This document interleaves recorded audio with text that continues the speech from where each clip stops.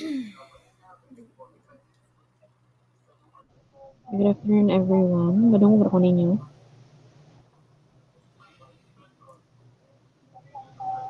Okay. So, ready na ba group 1 to report?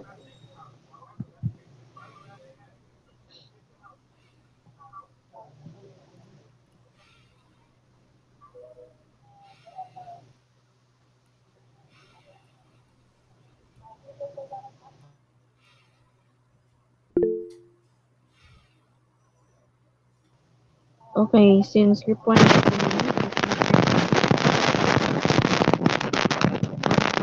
report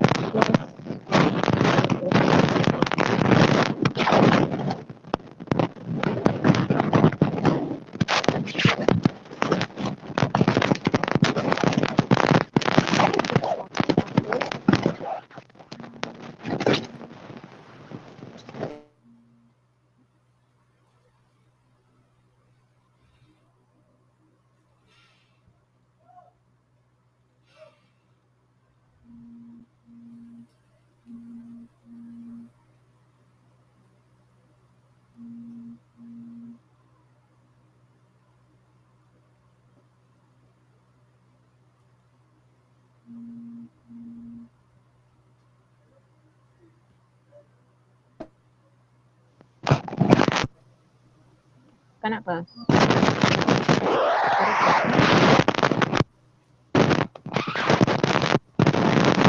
Mao gyapon, ma'am.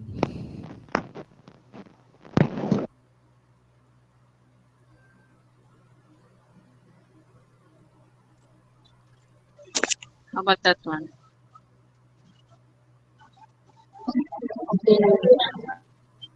Sige, group 1, please.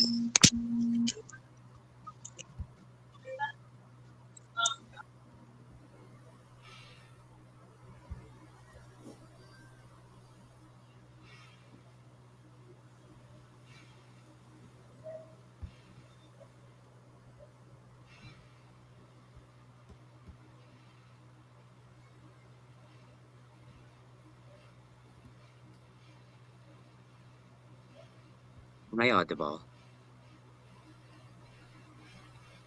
Yes. I'm not a devil. I am an angel. So, all right. Hello, hello, hello, everyone. My name is Ron, and for our today's discussion, we will be discussing to everyone the notification and keeping records of accidents and occupational illnesses. So, before we dive into our topic, I'd like to open a question for everybody that is in relation to our discussion. Next slide, please. Okay. Wait, please.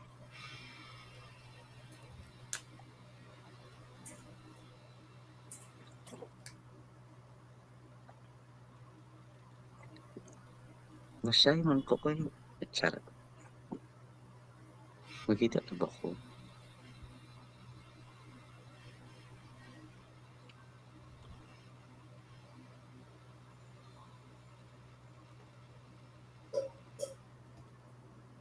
There. Kita na po. Okay, so in relation to our topic, I'd like to ask everyone in the chat box. So, what do you think are the qualities of a good working environment? And no answers is wrong. Sige na, what do you think are a good qualities or a company that has a good working environment? Well equipped. Well equipped. Safe. Very good. Well equipped as well. Clean, definitely. I totally agree with that. Thank you so much for your input, guys. So I'd like to borrow some words from Mario and Mark that it must be safe and clean. And I want to focus on the word safe. How do we able to how do we able to standardize this safe thing? I know there are a lot of practices on how we can practice a safe working environment, and That could include from the operational, that includes with other discussions that we have, like the engineering controls, and that's on the industry level. And now, in relation to our topic, notification and timekeeping of accidents and illnesses, we can somehow, or we can surely mitigate and practice and develop a safe working environment in doing that timekeeping and notification. So so the gist of the main overview of our discussion today is how, and we will understand why the companies or the why the company or an organization does this timekeeping and notification of um accidents and occupational accidents. And with that, I'd like to discuss to you our um team. Next slide, please.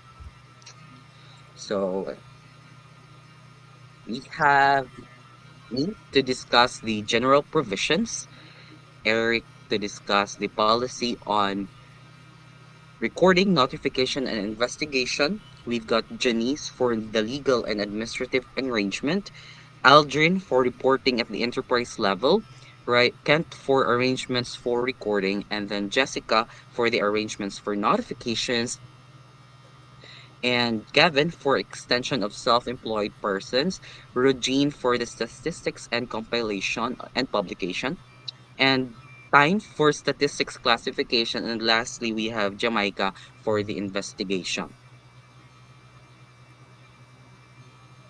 Next, please. All right.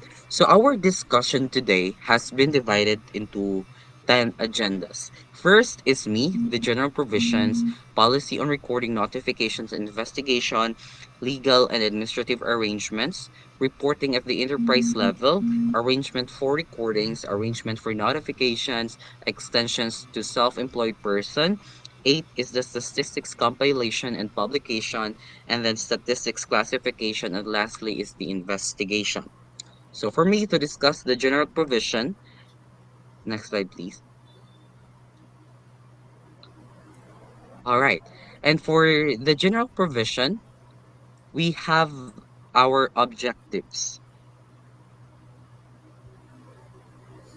Next slide, please. All right. So the notification and timekeeping of accidents and incidents is based on rule 100 10 based on rule 1050 by the um 1050 by the ILO. So the code aims to improve the investigation and establish general principles. And for our first objective here is increase the scope and effectiveness of investigation. So by doing timekeeping and notification, we are to increase the scope of effectiveness of an investigation. And the question there is how? Why why why doing this increases the scope and effectiveness of investigation? What do you mean by that? So having that practice or doing the practice of timekeeping in notification can implement an effective preventive measures by by means of for example in the scope of investigation, we can dive into the occupational accidents and diseases and then identify and implement effective preventive measures from it. This means that the investigation should be more comprehensive and look at all of the other factors that may have contributed to an accident or illness. And this goal is to identify and implement preventive measures to stop similar incidents from happening in the future.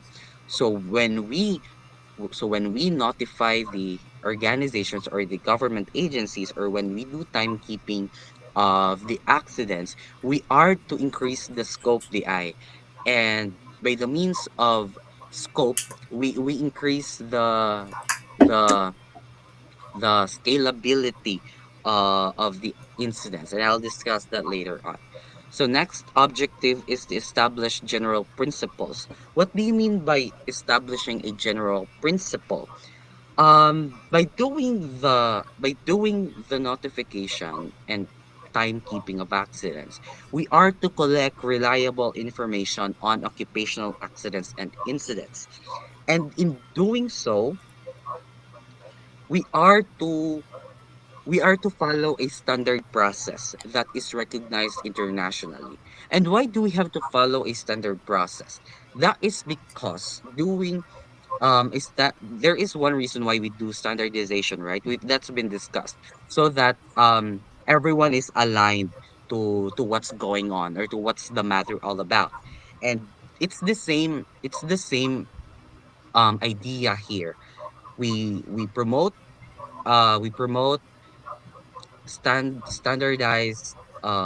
standardized practice so that it is consistent, and when it is consistent, it is comparable to all other countries. It is understood by anyone in the world. And third objective is recording and notification framework.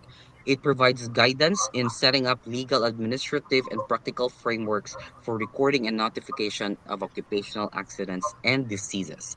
These frameworks are important for ensuring that all occupational accidents and diseases are reported, that the information is collected in a consistent way.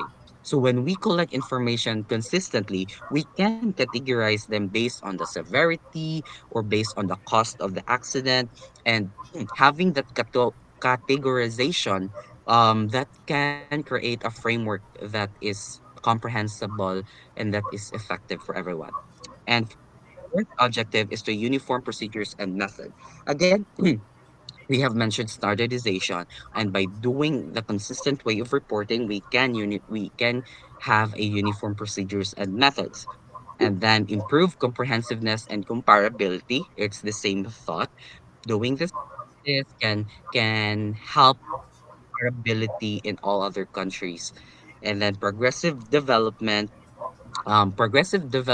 over time. When we practice timekeeping, um it is a source of information, and it's like a library. And when we think of a library, information is limitless. So over time we can progress and then learn from our mistakes, and maybe do a better preventive measure, or maybe we can find a way to shorten and make the reporting more efficient. And the last objective is the awareness among healthcare providers. Why is there why um why is there in healthcare providers here when it is a mm, enterprise level, right? When this is an industry thing. Most healthcare providers have a potential effect of their work upon the health of their patients. All right, patients. This is important because the providers have a key role in identifying and reporting occupational accidents and diseases. Next slide, please. So those are the objectives. And now we will discuss the scope of the Rule 10050. And first is apply all economic activities, enterprises, and workers, regardless of employment status. Second, serves as basic recommendations. Stricter national international regulations take precedence. So, the Rule 10050 is a basic recommendation only. And if the government or international standard takes place that is recognized by the company or by the work itself, it will take precedence. So it will not follow the 10 or 50, but follows the company's um, choice of standardization, whether to follow the government standard or the international standard. Next is the notification to authorities required for fatal occupational accidents, accidents causing lost work time, occupational diseases on a national list or meeting that prescribed definition. And last scope is recording at the enterprise level, includes commuting accidents and incidents not causing lost work time. Next slide, please. Mm. All right, so So of course, Rule 10050 has many definitions. So before we dive in into the deeper sections of our topic, let's clear out some definitions first so that we can understand the the the provisions better later on. So what do you mean by commuting accident? It is an accident on the way between work and home. I think that's understandable. Competent authority, a government body responsible for issuing regulation and overseeing aspects like reporting, recording, and worker compensation. Competent authority, a government agency. Example is like OWA. And then dangerous occurrence. It is an event with potential cause to harm at work, as defined by the national regulation. And then incident, an unsafe event at work that doesn't cause injury or requires only a minor first aid. Then loss of working time, days missed due to an accident, measured in calendar days, weekdays or work shift. Calendar days are preferred for severity, while work days reflect economic impact. So calendar days are preferred for severity, while work day reflect economic impact. So for the severity, work calendar days is sorry, calendar days are preferred. So that is like the worker's side. And then for the work day is the reflect on economic impact. That's from the business side. That is from the business side. For example, how many days was this person supposed to work, but it is out. That is the work day. And then how many work days he missed, that is for the economic impact. Next slide, please. Thank you.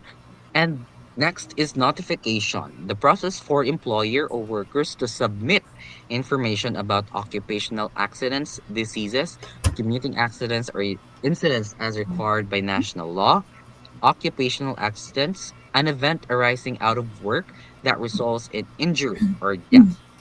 Occupational disease, a disease caused by exposure to work related risk factors. Recording, the employer's responsibility to maintain information on occupational accidents or diseases, commuting accidents, and dangerous occurrences and incidents.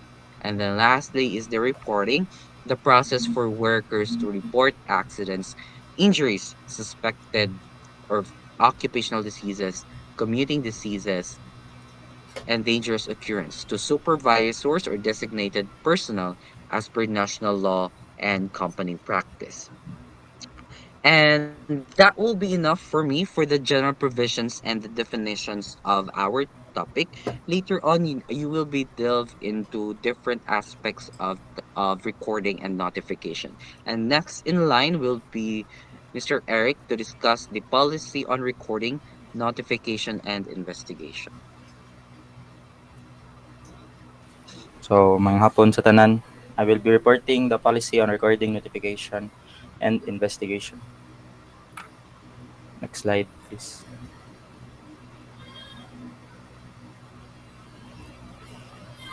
So, this section describes the national and enterprise level frameworks for managing workplace accidents, diseases, and hazards. Governments must appoint an authority to oversee policy development, enforcement, and review, focusing on prevention and data standardization. Employers with worker input must implement these policies through cooperation, information sharing, and training without cost to workers. Next slide, please.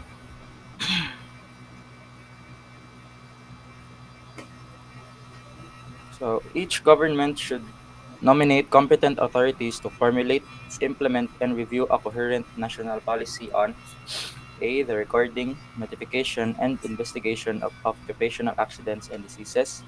B. The recording, notification, and investigation of commuting accidents, dangerous occurrences, and incidents. And C. The compilation, analysis, and publication of statistics on such accidents, diseases, and occurrences. So, nominating a competent authority ensures the national policy remains consistent and relevant, aligned with national conditions and practices.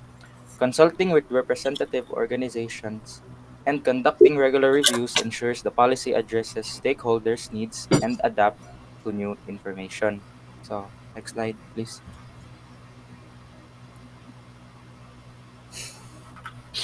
The national policy should aim to prevent work related accidents and injuries by identifying and minimizing their causes. So, this involves A. Initiating and reinforcing national activities, to create a consistent system for collecting reliable information on occupational and commuting accidents, diseases, and dangerous occurrences. It establishes uniform procedures for reporting, recording, and notifying such incidents across all economic sectors and enterprises. Additionally, it supports the production of annual statistics and facilitates the comparative analysis. So, national policies are crucial for preventing workplace accidents and health injuries because they help identifying and minimize the cause of occupational hazards. This proactive approach enhances worker safety, reduces healthcare costs, and boosts productivity by creating a safer work environment. So next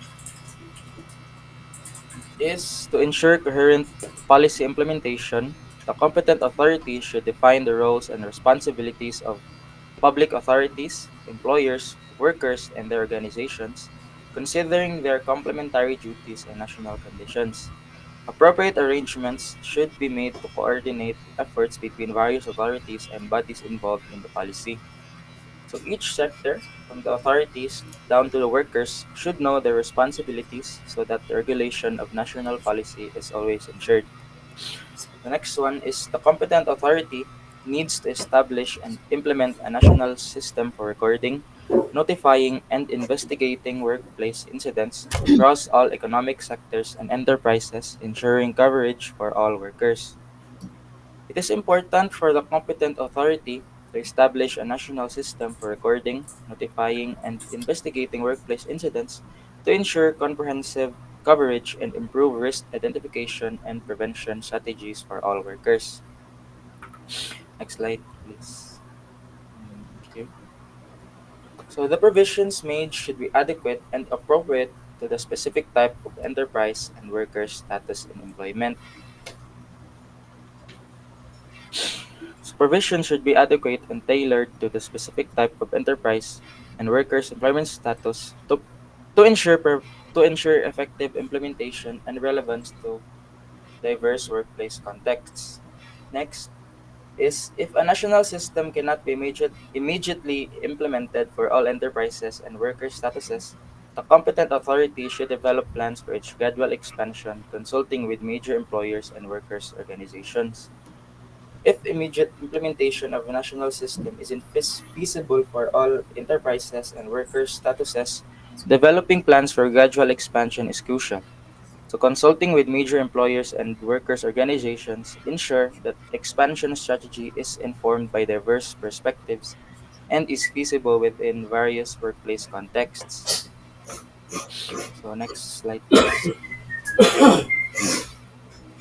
The competent authority should also perform adequate inspections to ensure that national laws or regulations concerning its policies. So, need po mag-conduct og kanang investigations ang authority for for them to ensure that the policies that they are regulating are always followed at all times. Next is the competent authority may establish general cooperation procedures for employers when two or more enterprises conduct activities simultaneously at a single workplace as deemed necessary.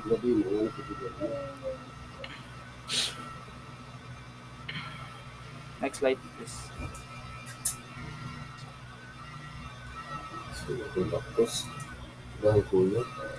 The competent authority should ensure that they are providing guidance to workers to help them comply with their legal obligations. So competent authorities should do their part in giving guidance to people under the scope of their governance to ensure that the regulation of policies are being followed. And in appropriate cases, the competent authority should prescribe general procedures for cooperation between employers whenever two or more enterprises engage in activities simultaneously at one workplace. So, they should outline standard procedures for employer cooperation for times where multiple enterprises operate simultaneously at one workplace. So next is at enterprise level. Next slide. Thank you. Naunsa man ka, oy, magbuot man ka. Next budget. Nagdos naman. Mato na naulan. So, to implement the national policy and principles set by competent authority, employers should, after consulting with their workers or their representatives, establish arrangements where workers cooperate with the employer to fulfill obligations. Both parties work together to insta- implement established principles, and workers receive information and training on these measures. Workers and their representatives should also be able to consult their organizations about the provided information. So, employers, in consultation with workers or their representatives, must establish arrangement ensuring workers' cooperation in fulfilling obligations. Joint implementation and of established principles and provision of information and training so that workers and their representatives should also have access to consult their organization regarding provided information. So next is measures for the implementation of the policy should not involve any expenditure for workers. So workers should not incur any expenses related to the implementation of the policy. So meaning ani kung naay kuan ang enterprise, dapat ang enterprise o jud alone ang mogasto and dapat dili sila mangayo og share gikan sa mga workers. Next slide day. Sorry. Thank you. So when multiple employers operate simultaneously at one workplace, they should collaborate to implement the policy effectively. The competent authority should set general procedures for this cooperation as needed. So multiple employers operating at one site should collaborate to ensure effective policy implementation, with the competent authority establishing general cooperation procedures when necessary. So that's it for my part. Next report is Miss Janice Carbos.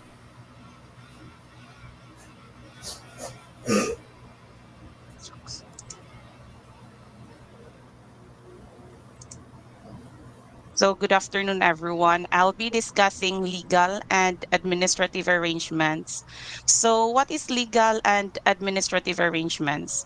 This refers to the structured and formal processes and regulations established by the competent authority, typically a government body, to ensure the effective recording, reporting, and notification of occupational accidents, diseases, commuting accidents, and dangerous occurrences.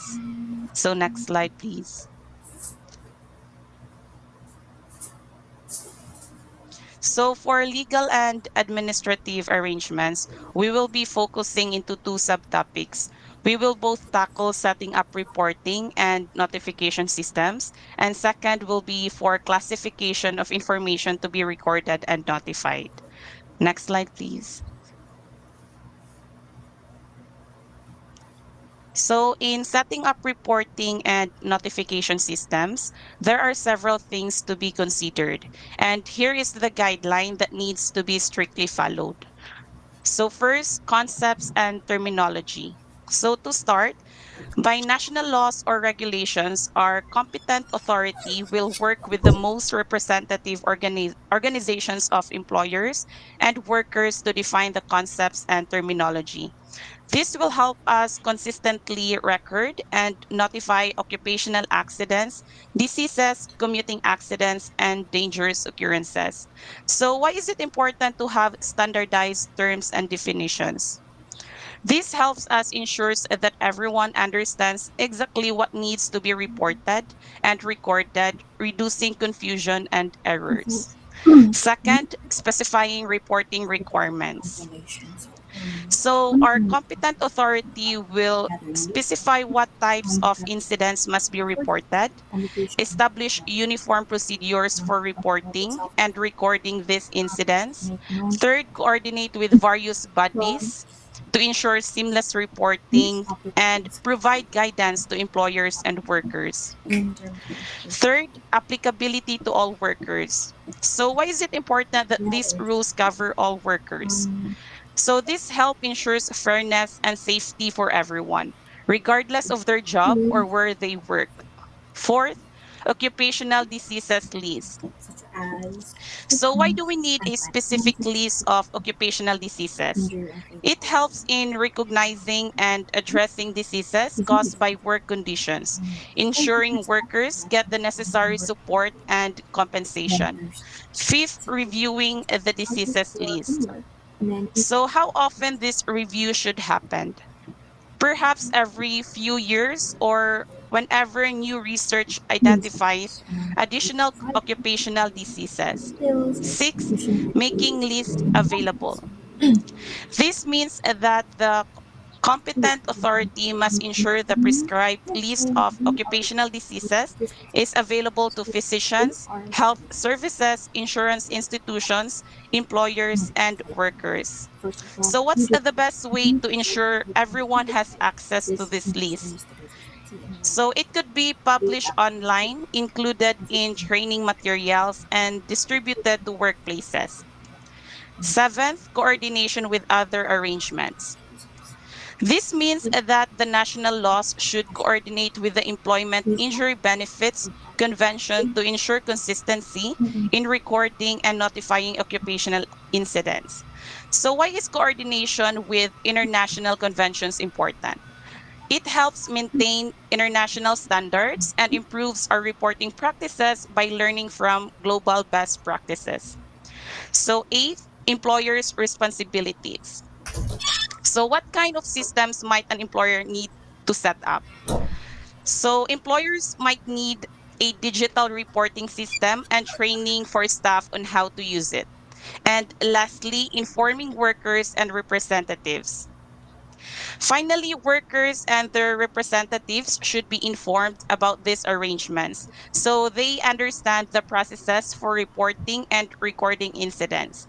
And how can employers effectively communicate these procedures to their workers? This can be done through regular training sessions, informational posters in the workplace, and including the information in employee handbooks. So, by understanding and implementing these guidelines, we can ensure a safer workplace for everyone. Next slide, please.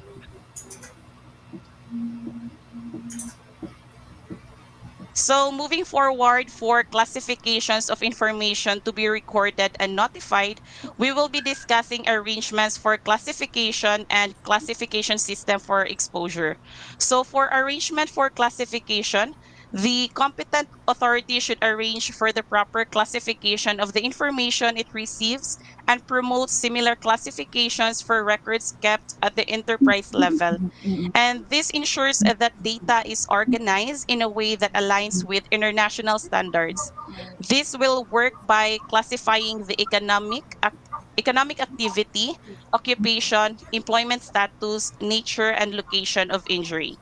So, in classifying economic activity, why is it important to classify the economic activity of the employer?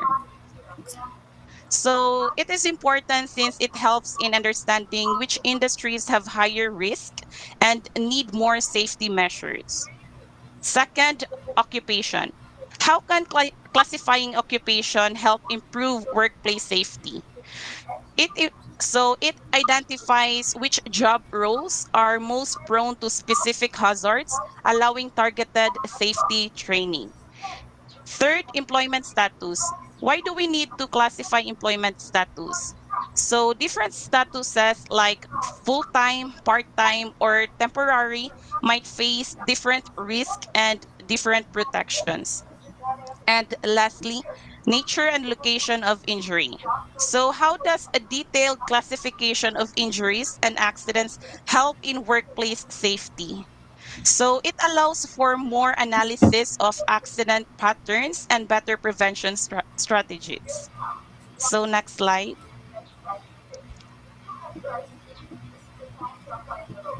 For classification systems for exposures, the competent authority should promote the development of a classification system for physical, chemical, and biological exposures in the working environment after consulting with employers and workers' organizations.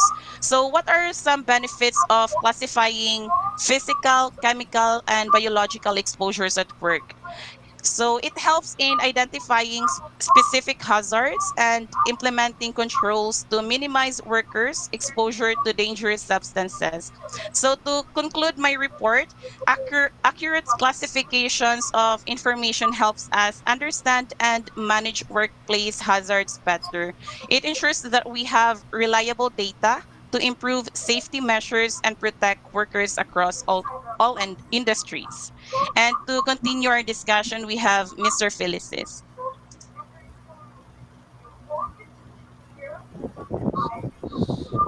So, good afternoon, everyone. I'll be discussing about reporting at the level of the enterprise. So, next. So, thank you. So, this section outlines enterprise reporting procedures employers.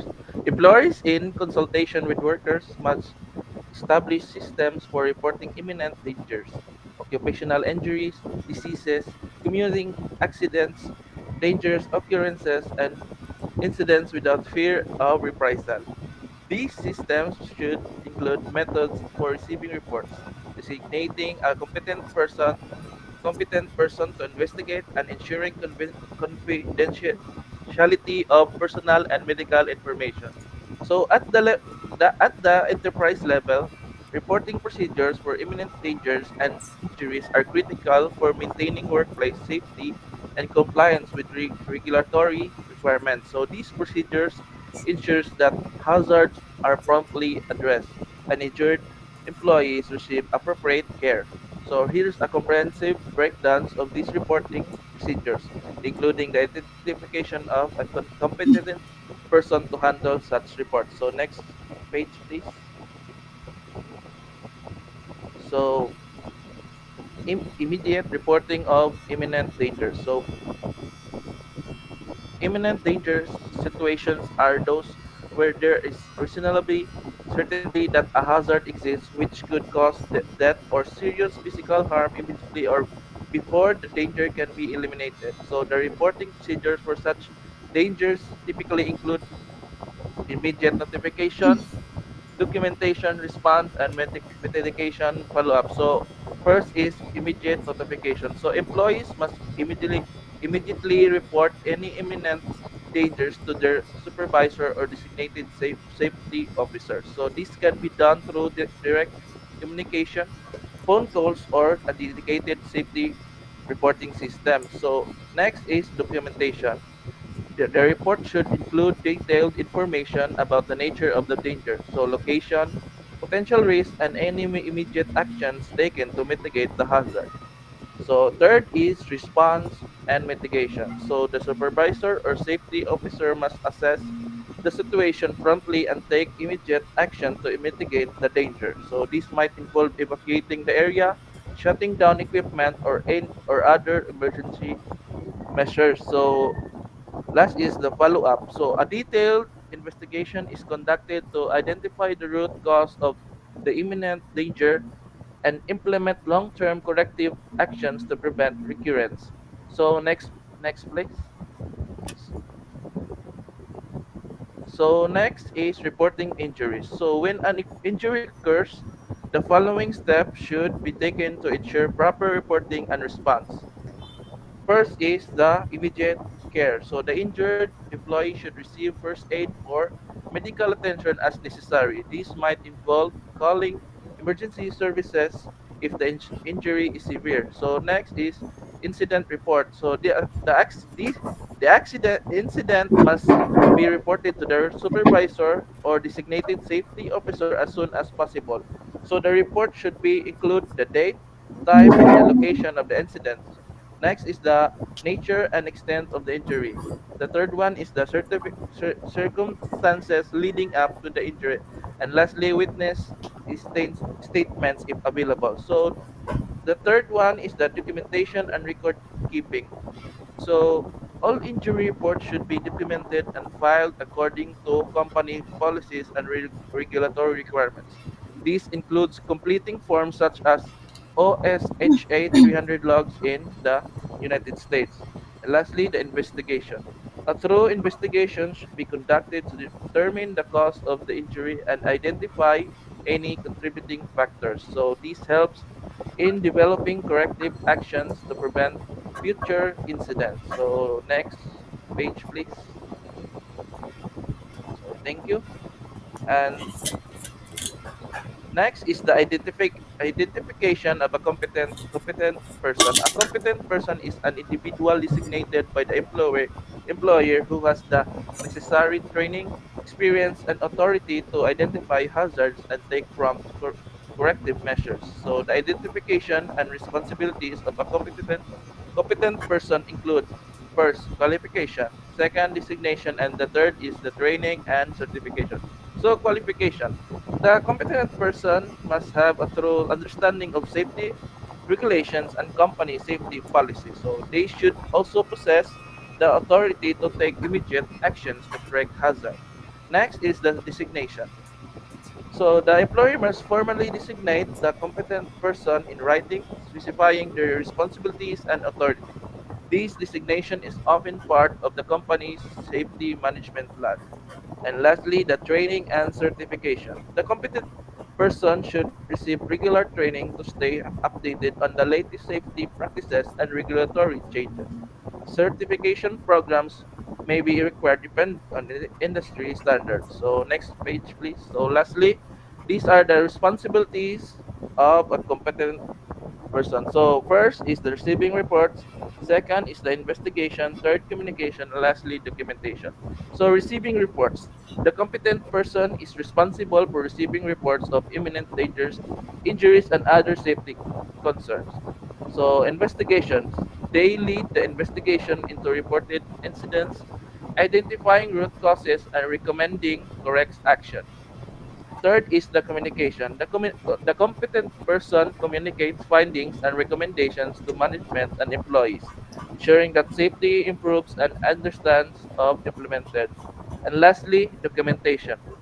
They ensure that all reports and investigations are properly documented and filed in accordance with company policies and regulatory requirements. So, all in all, effective reporting procedures at the enterprise level for imminent dangers and injuries are essential for ensuring workplace safety and compliance.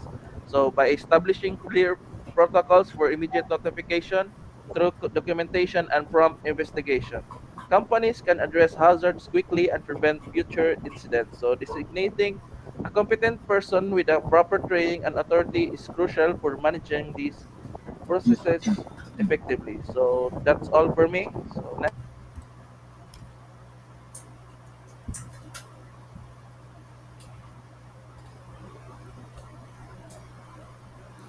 Okay, so I will be talking about arrangements for recording. Next slide, please. So, to begin, let's talk about recording occupational accidents and diseases. Employers are mandated by national regulations to keep records of all occupational accidents, diseases, and commuting accidents.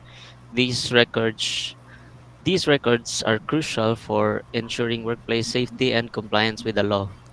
The data recorded should meet specific requirements as outlined by national regulations. Next slide, please. Next, we'll cover dangerous occurrences and other incidents.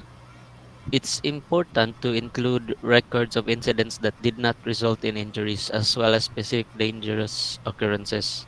Additionally, details about commuting accidents should also be documented. Recording these events helps in identifying potential hazards and preventing future accidents. Next slide, please.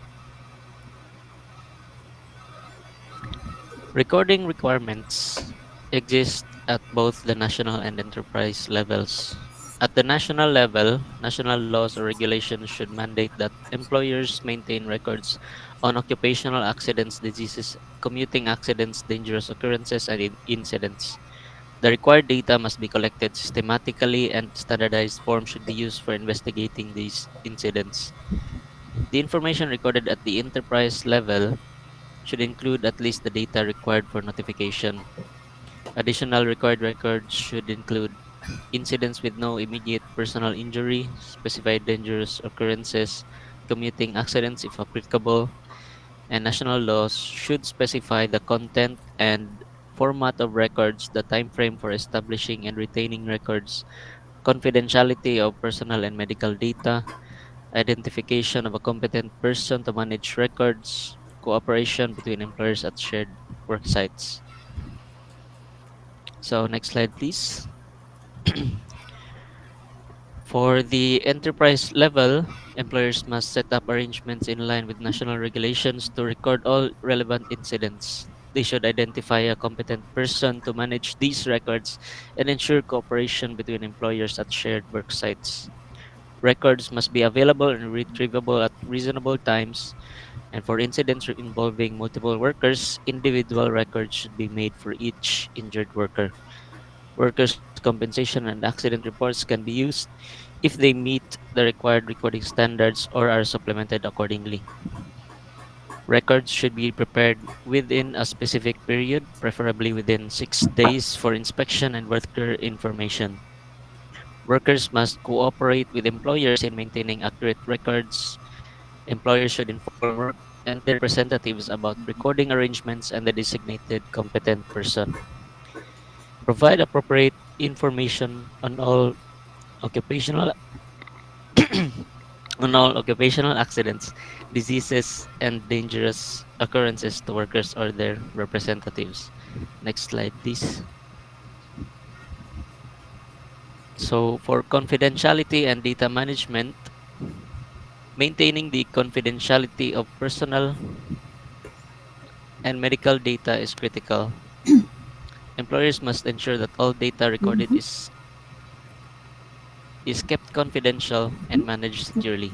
This includes adhering to national laws regarding data retention periods, ensuring that sensitive information is protected from unauthorized access. Next slide, please. So, at the enterprise level, it is essential to designate a competent person responsible for preparing and maintaining these records. This individual ensures that all records are accurate, up to date, and easily retrievable when needed.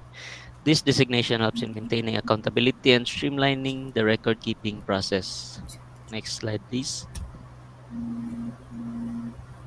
So, for workers' compensation and accident reports can be utilized as part of the incident recording process, provided they contain all the necessary information. These reports serve a dual purpose. They not only help in claims processing but also contribute to the overall incident record keeping, ensuring compliance with the required data standards. Next slide, please. So, it is important for employers to inform workers and their representatives about the arrangements for recording incidents. This includes communicating who the designated competent person is and what their role entails. Keeping everyone informed fosters transparency and encourages a culture of safety within the organization. Next slide. Providing incident information. Providing information on all relevant incidents is a key part of the reporting process, sharing details about incidents, including near misses and dangerous occurrences, helps in identifying trends and developing preventive measures. This proactive approach can significantly reduce the risk of similar incidents occurring in the future. Next slide, please. So, to conclude, for recording arrangements, thorough and compliant incident recording is vital for ensuring workplace safety and health. By adhering to national and enterprise level requirements, maintaining confidentiality, and keeping everyone informed, we can create a safer working environment for all employees. The ultimate goal is to improve workplace safety and prevent incidents before they occur. So that's it for me. Thank you. Okay, so for in this for my report, we will be discussing the notification procedures at the national and enterprise levels, including the information to be notified for occupational accidents, diseases, and dangerous occurrences. Next slide, please.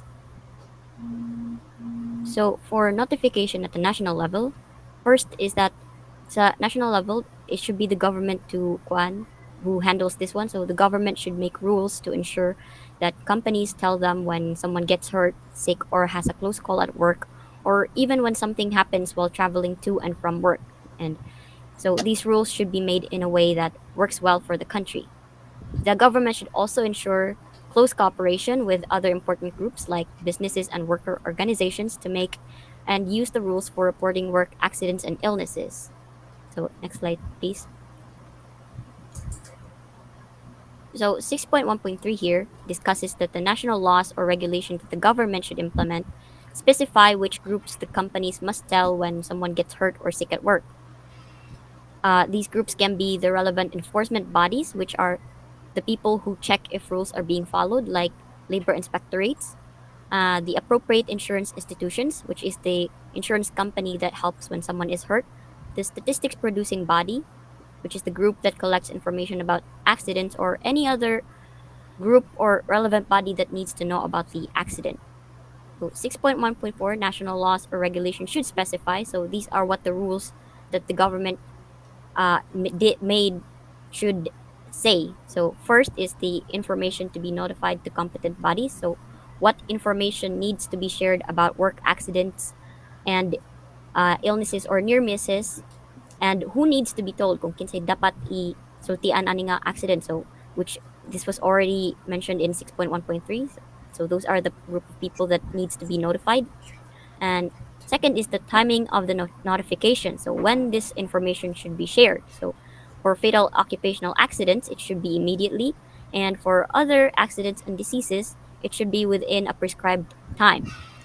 Third, the national laws or regulations should specify the standardized form for notification. So the specific form to use for telling these groups in 6.1.3 about the accident. Fourth is that the national laws or regulations should specify the identification of a competent person for notification at an enterprise level. So it should specify that the employer must choose a responsible person to handle the reporting. Fifth, the national laws or regulations should specify the responsibilities and procedures for cooperation and notification when multiple enterprises operate simultaneously at one workplace. So it should say how companies should work together to report accidents if more than one company is working at the same place. And lastly, it should also specify the systems for classification of information. So it should contain what the way information should be classified and organized. And this was discussed earlier by Janice sa paano sa arrangement for classification. So, next slide, please.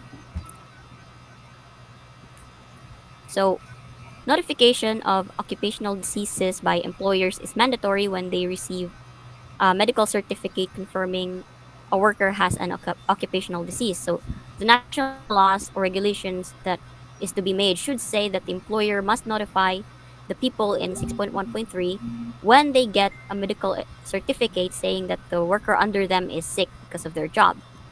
So, if more detailed information is required beyond initial notifications, national laws or regulations should specify the content and format of the returns to the competent authority containing supplementary information. So, it should specify what extra information needs to be provided and how it should look. And it should also specify the frequency and manner of these returns by employers. So, how often and in what way the employer should send this extra information to the right people.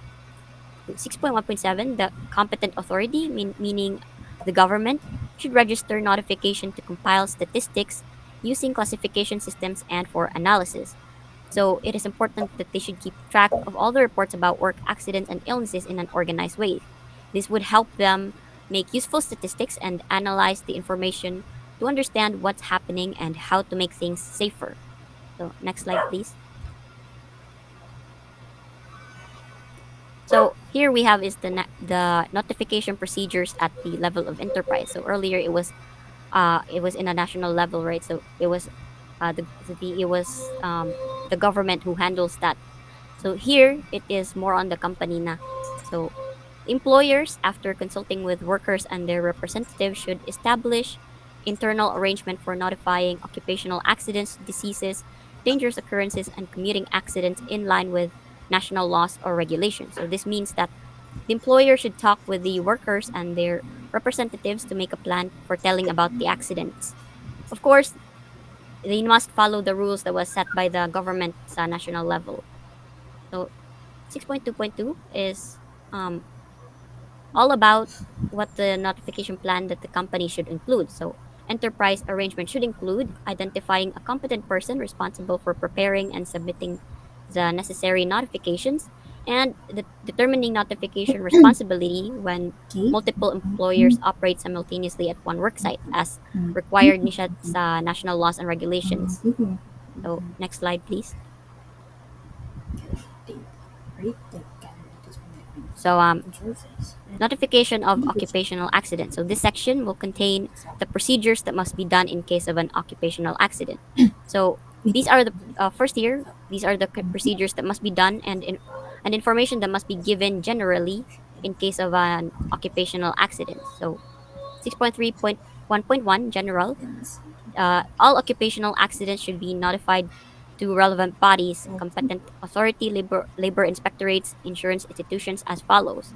Immediately after an accident causing loss of life within a prescribed time for other accident. So this was already mentioned earlier, and if you remember, sa 6.1.5, wherein it's stipulated that the national law should say that it is mandatory to notify relevant groups, and also in earlier nga mentioned nga when the relevant groups should be informed. So 6.3.1.2, notification should be made within specified times and using prescribed forms such as, so mo na siya dapat gamitan mga forms. So an accident report for the labor inspectorate, a compensation report for the insurance institution, a report for the statistics producing body, and a single form with essential data for all the bodies. So next slide please.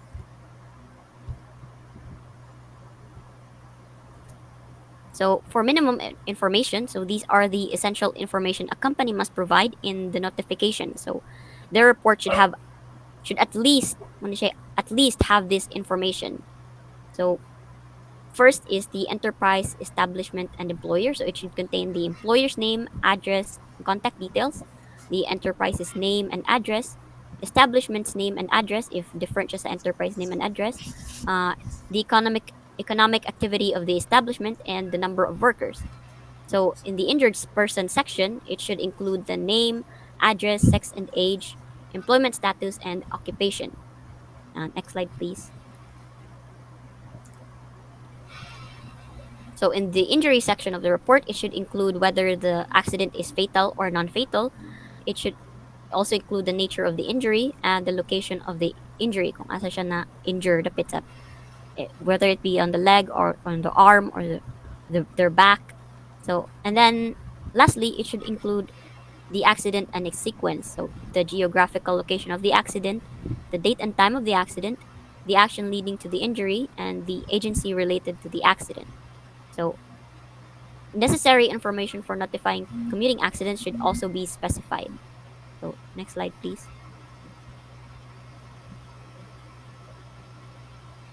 So, for more detailed information, so these are the additional information that may be required to submit. So, in the enterprise, establishment, and employer section, it remains the same. However, in the rest of the section, there are some additional information that is required. So, here in the injured person section, it is required to uh, include the length of service with the present employer, and in the injury section, it should the incapacity for work in calendar days must also be included. And here in the accident and its sequence, it's more specific compared sa previous. So it should include the shift, start time of work, and hours worked at the time of the accident, the work environment, the work process, the activity of the injured person at the time. Next slide, please. The items associated with the activity, the action leading to injury, and lastly, the agency related to the injury. So, again, necessary information for notifying commuting accidents should also be specified. So, next slide, please.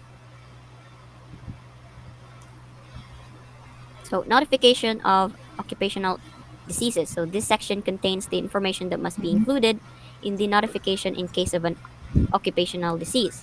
So the enterprise, establishment, and employer is the same as the previous. The person affected by the occupational disease is the same as previous rapid. And then in the occupational disease part, so it should include the name and nature of the disease, factors causing the disease, description of the work related to the disease, length of exposure to harmful factors, and the date of diagnosis. Next slide, please. So, notification of dangerous occurrences. This section contains the information that must be included in the notification in case of a dangerous occurrence. So, again, same as sa previous enterprise, establishment, and employer. Sa in the dangerous occurrence section of the report, it should include the date, time, and location, type of dangerous occurrence, and the circumstances leading up to the dangerous occurrences.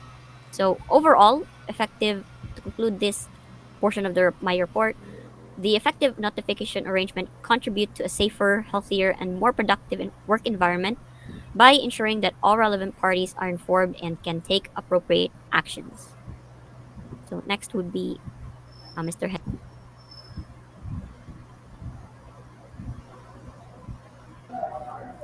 Hello.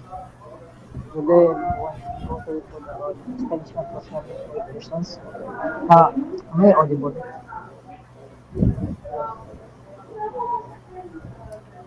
Next slide, please.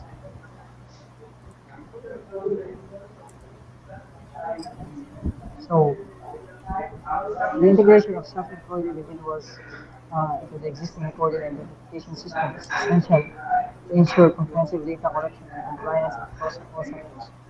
This extension aims to outline the responsibilities of self-employed persons and establish clear procedures for effective reporting and verification. Next slide, please. Next slide, please. So, let's, let's ask ourselves before we go to our topic. What is a self-employed person? So, when I made this reporting, I also asked myself, what is a self-employed person? So, a self-employed person is actually someone who did not go uh, employ himself or herself to a company. Rather, they made their own business and working independently. So, they may be freelancers or consultants, or doctors, or small business owners. Those are the self-employed people. So, next slide, please. So now we talk all about the responsibilities of self-employed people. So we're gonna tackle about it because we want to know how do they keep records, how do they not have reports, notifications, what are the updates. So they're doing it on themselves. So actually, highly effective people, I read it in a book that highly effective people have a way of great habits that they have important in practice so that they will be able to uh, enlarge their business, their career. So first is regular record keeping. Maintain detailed records of all the business transactions, including income, expenses, and other relevant financial activities. So uh, even if even if those people are working alone, they also keep track of their own budgets. How how's the margin? How are they going in sales? Or let's just say freelancers. How many clients am I taking right now? So they're keeping a record of that. So submission of report. Submit periodic reports to designated authorities detailing business performance, financial health, and other required information. Reports must be submitted in accordance with the specified CCC formats. So this is for small business owners that actually are hiring people. Like if they have, for example, business permits, they need to uh, make a report for that, or anything that they're going for under construction, or maybe there will be activities, or maybe there will be accidents. So they must keep a record as well, so that they can also be able to uh, send it to the authorities and have help for and also insurance for free if the notification failures promptly notify. authorities of any significant changes in business operations, such as changes in business address, contact information, or scope of operation within the stipulated time frame. So we need also these people also need to comply to the authorities. Any changes that are happening, maybe they will be working remotely or they will be working on another place. So they will also report that. So next slide, please. So procedures for reporting and notification. So now we will tackle what the notification for the self-employed people. So number one is incident reporting and notification. Number one is self-notification.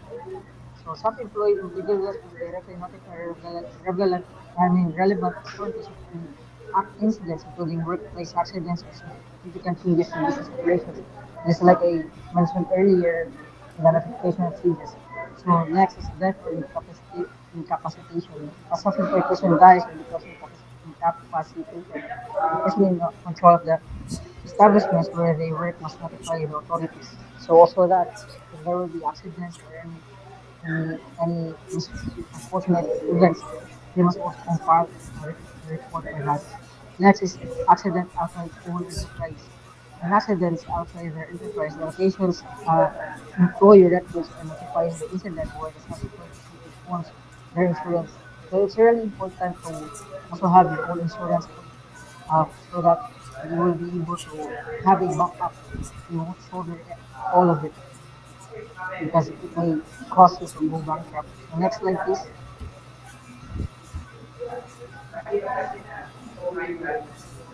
Recording and identification by establishment controllers. Contracted work. So the person in control of the establishment where a self-employed person is contracted must arrange for the incidents involving them to ensure proper documentation. So, for example, for small business owners, let's just say they are renting in a land or a place, they must also compile any reports written or maybe any changes in the facilities that they are working on in the space that they are working on. So any contractors that they have, they must say it on the changes, must report it to the contracted people because they are also renting for that place. So next slide, please. So compliance monitoring and support. Audits. Periodic audits will be conducted to ensure compliance with reporting, education, and requirements. Next is guidance and training. Regulatory bodies will provide guidelines, resources, and training sessions to help self-employed individuals meet the reporting and notification obligations. So it's important to have a habit of this, like we regularly do this, the reporting, compliance monitoring, and so forth, so that anything that may happen, there will be not like padulungan ba? There will be some people that will be accountable and be informed if there will be changes or anything. So next slide, please. So to conclude, extending recording and documentation systems to self-employed individuals is vital for comprehensive monitoring and regulation. Adhering to these responsibilities ensures compliance, transparency, and support for regulatory frameworks, enhancing data accuracy, streamlining processes, and fostering accountability. So it's really important to have a recording and notification system, even for self-employed people. It's vital so that they can regularly monitor it. And also, these responsibilities will be a compliance to your contracted work or support for regulatory frameworks or also fostering accountability. Like it's important to have uh, backup insurance. So if you are going to if you are going to have plans after you graduate, if you're going to be working in a sole proprietorship, it's really important to be ready and be able to shoulder any responsibilities and make sure not to uh, dili ka I mean, dili ka mag-listen ba in times na ikaw is sick. So that's all for my report. Thank you.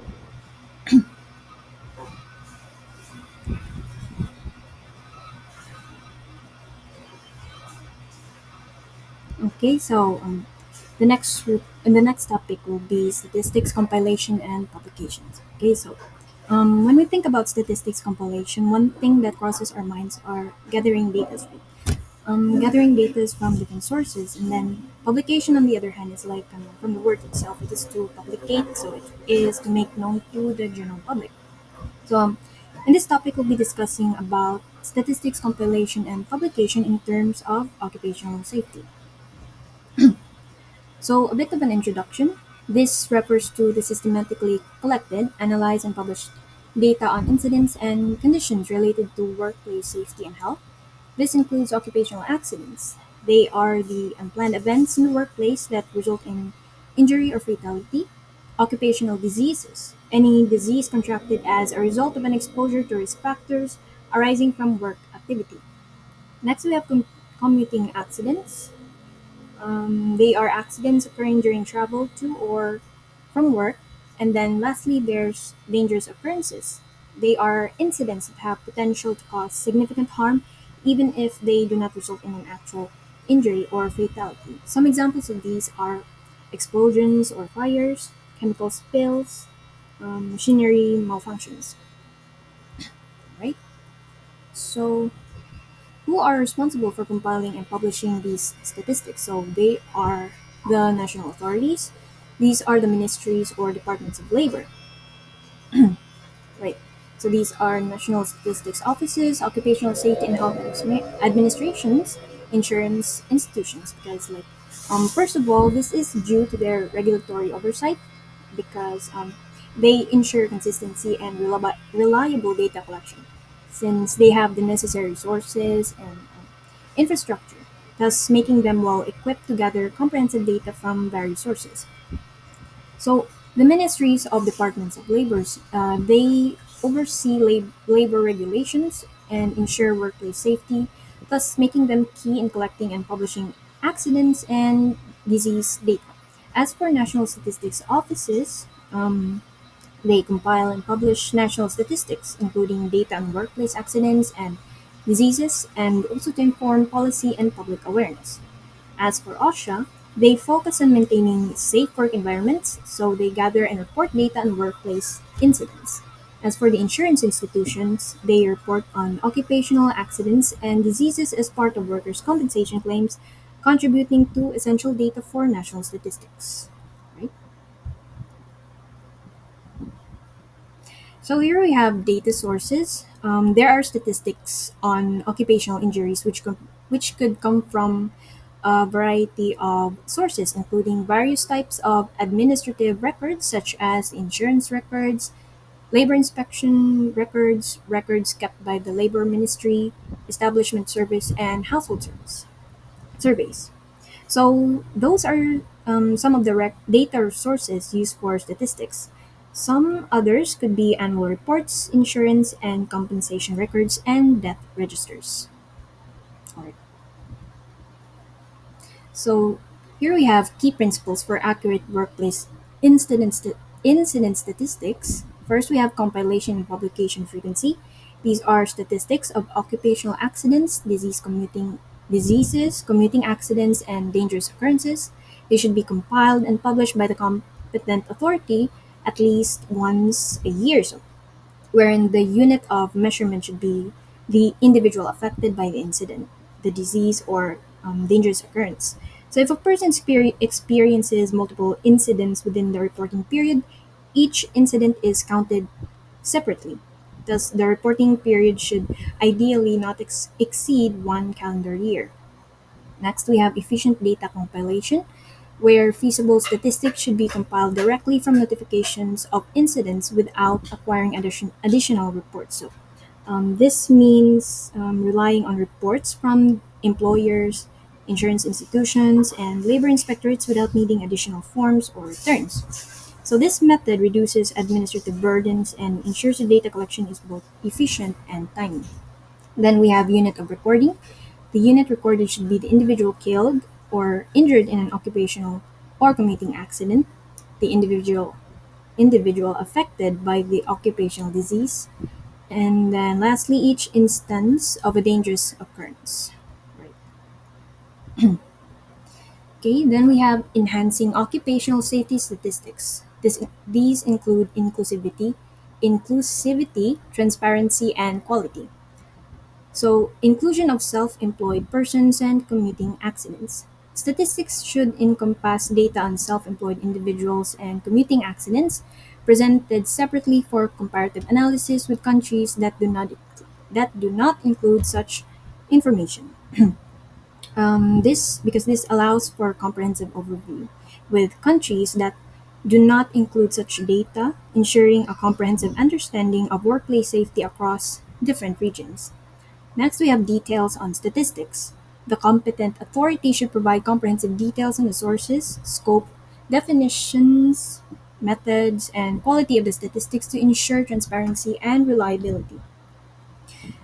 This transparency ensures the reliability and credibility of the statistics and enabling stakeholders to understand how the data was collected and assessed. So, next we have adherence to international standards and consultations. Consideration of the latest international standards and guidelines is necessary when designing or revising statistical methodologies. Consultation with employers and workers' organizations is essential to ensure that statistical methods are representative and inclusive. So, this means that statistical methods should align with the latest international standards and guidelines. Thus, the competent authority should also consult with employers, workers' organizations to ensure that these methodologies are inclusive and reflect the realities of different stakeholders. And then lastly, we have calculation of rates. When publishing data, the competent authority should calculate frequency, incidence, and severity rates for various categories such as economic activity, occupation, age group, sex, and etc. Thus, this provides more comprehensive understanding of workplace safety trends and allows for targeted interventions to address specific risk factors affecting different groups of workers. So that's all for my topic. I'll give the floor to the next reporter.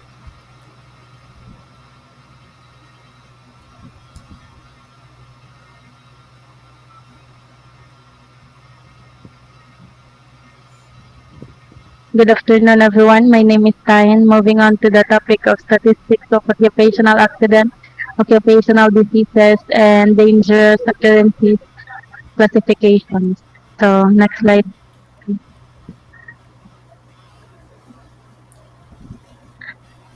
So, importance of tracking occupational accidents, diseases, and dangerous occurrences. Tracking occupational accidents, diseases, and dangerous occurrences is crucial for several reasons. So first is enhancing workplace safety. Monitoring these incidents helps identify patterns and potential hazards, allowing for the implementation of preventive measures to enhance overall workplace safety. Second is regulatory compliance. Accurate records ensure that business comply with national and international safety regulation and standards. Third is improving employee health. By identifying common occupational diseases and their causes, employers can take proactive steps to protect employee health. Fourth is financial impact. Understanding the frequency and causes of accidents and illness can help reduce costs associated with lost productivity, medical expenses, and compensation claims. And lastly is policy development. Data on occupational incidents is essential for developing and refining workplace safety policies and regulations. So next is the purpose of statistical classification. Statistical classification serves several important purposes in the context of occupational safety and health.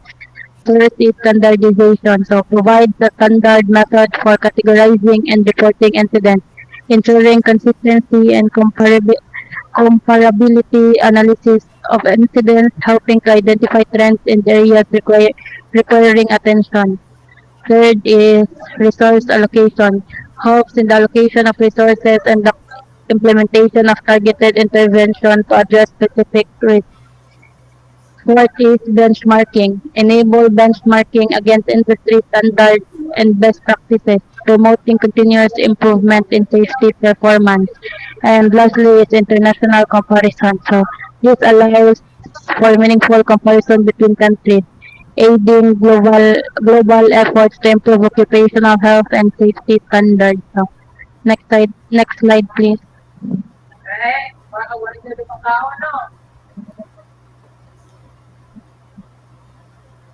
So, what are classification systems?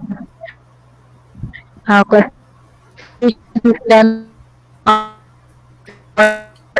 used to categorize and organize data.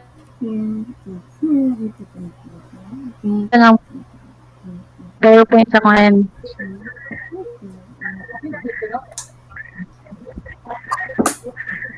Ay, nag-share screen pa. Hello.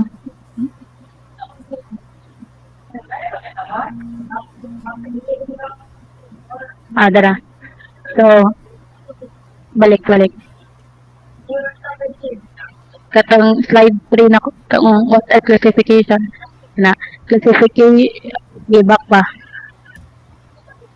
na classification system are occupational safety. These systems are utilized to categorize various aspects related to accidents, diseases, and dangerous occurrences that happen in workplace. Next pa na.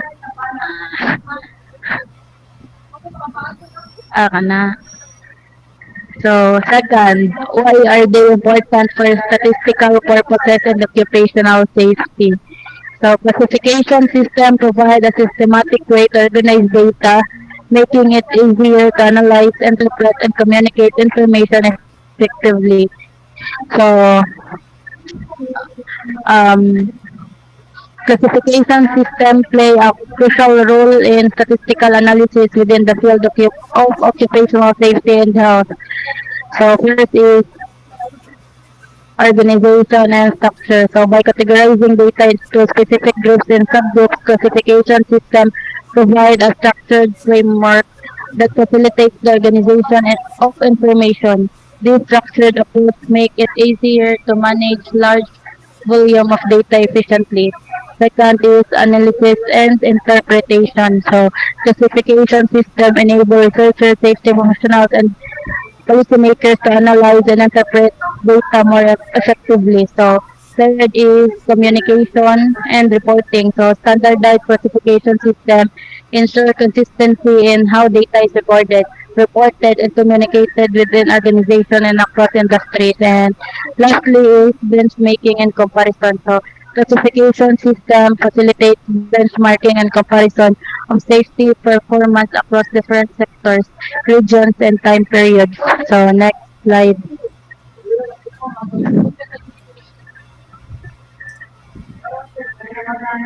So branch of economic activity, classification by industry sector. So economic activities are categorized into various sectors such as manufacturing, construction, healthcare, and agriculture. So example of economic branches. So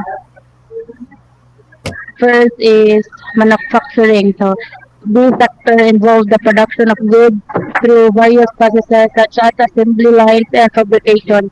Workers in manufacturing may be exposed to hazard like machinery accidents, chemical exposures, and ergonomic strains.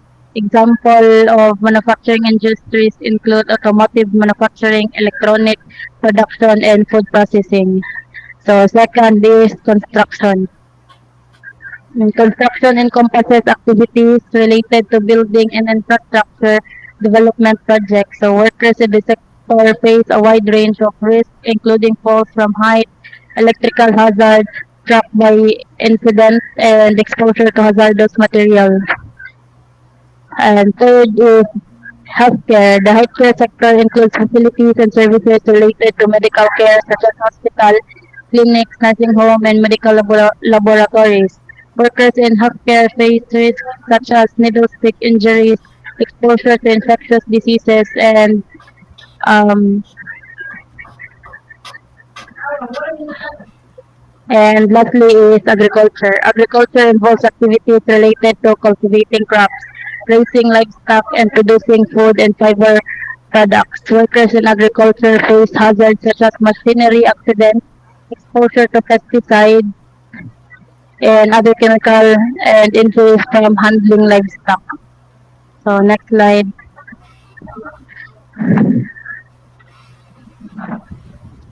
So characteristic classification. So details on worker characteristics. First is employment status. So categorization of worker based on their employment status including full-time, part-time, and self-employed.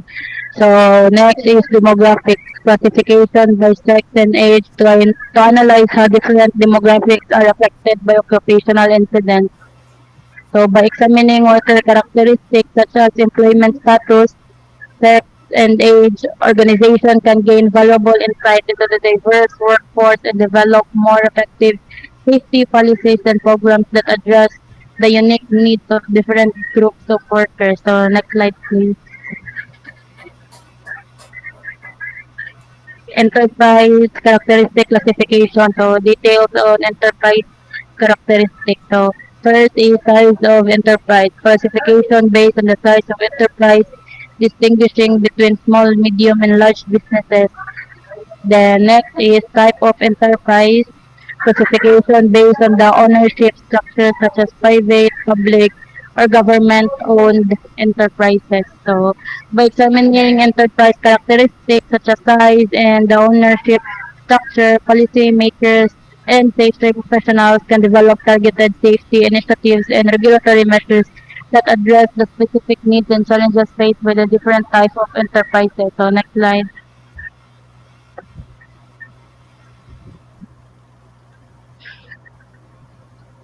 So occupational accident classification. So initial classification. So first, total number of victims. Categorization of accidents by the total number of victims, including both fatal and non-fatal injuries. Second is the total days lost. Classification based on the total number of days lost due to the non-fatal injuries. So by categorizing accidents based on the total number of victims and the total days lost due to non-fatal injuries, organization can prioritize safety intervention and allocate resources effectively to prevent similar accidents in the future. So next slide.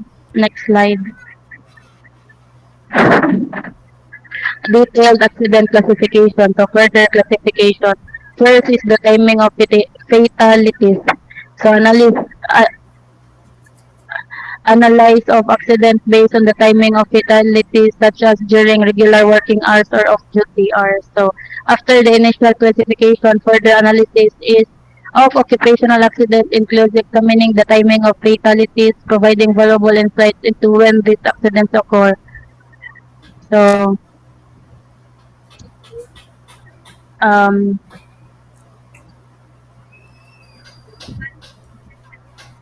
so next slide. Wait. Awag tang ang pipit sa mga inay. So next is measuring lost time. So accurately measuring lost time due to occupational injuries is essential for assessing the impact of incidents on workforce productivity and safety performance. So this includes methods. So various methods are used to measure lost time, including calendar days, weekdays, or working hours. The next is the importance of consistent measurement. So consistent measurement of lost time is critical for first accurate analysis. Second is effective comparison, and third is transparent reporting. So by adopting consistent measurement practices for lost time, organization can improve their ability to assess the impact of occupational incidents, implement targeted intervention, and track progress towards safety goals effectively. So next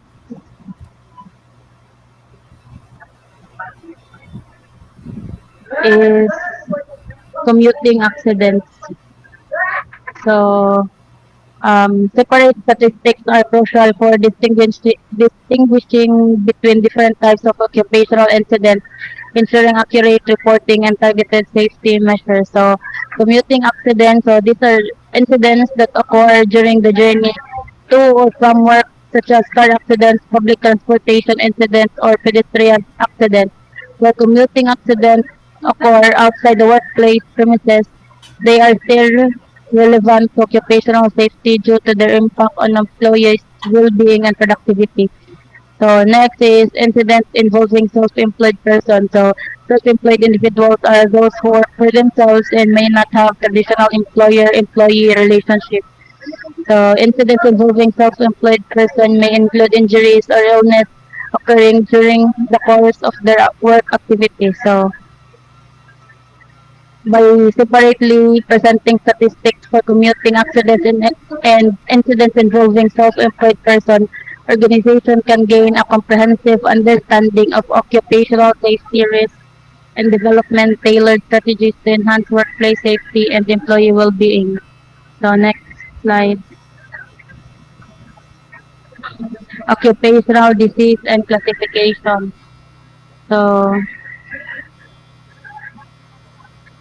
total reported cases. So accurate classification of occupational diseases is essential for understanding the prevalence and impact of work-related health hazard on employees. So, categorization based on reported cases. Occupational diseases are classified based on the total number of reported cases, such as listed diseases. This classification provides insight into the frequency of distribution of specific health condition among workers exposed to occupational hazard. So, reporting period limitation kay statistics for one calendar year. Then next is separate figures for self-employed person. So, accurate classification and reporting of occupational diseases based on reported cases and adherence to reporting period limitation involve organization to monitor trends, assess the effectiveness of preventive measures, and prioritize intervention to protect workers' health and well-being. And next, so lastly is the dangerous occurrences classification. So accurate classification of dangerous occurrences is crucial for identifying hazard and implementation preventive measures to mitigate risk in the workplace. So first is the classification based on notification. So dangerous events are classified based on the number of and types of events that have been notified to relevant authorities or internal reporting system. So this classification helps organization track the frequency and severity of hazardous incidents and prioritize intervention accordingly. So example of dangerous occurrences are first fire, second explosion, and lastly chemical spill. So accurate classification of dangerous events based on the classification and identification of specific types of occurrences such as fire, explosion, and chemical spills enables organization to assess risk, implement, implement preventive measures, and respond effectively to the emergency situation to protect workers and the surrounding environment. So next slide. So conclusion. Oh, yes, kana.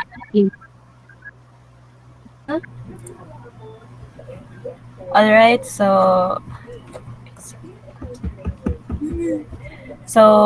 the last kanang topic will be about investigation of occupational accidents, occupational diseases, commuting accidents, dangerous occurrences, and incidences. So next slide, please.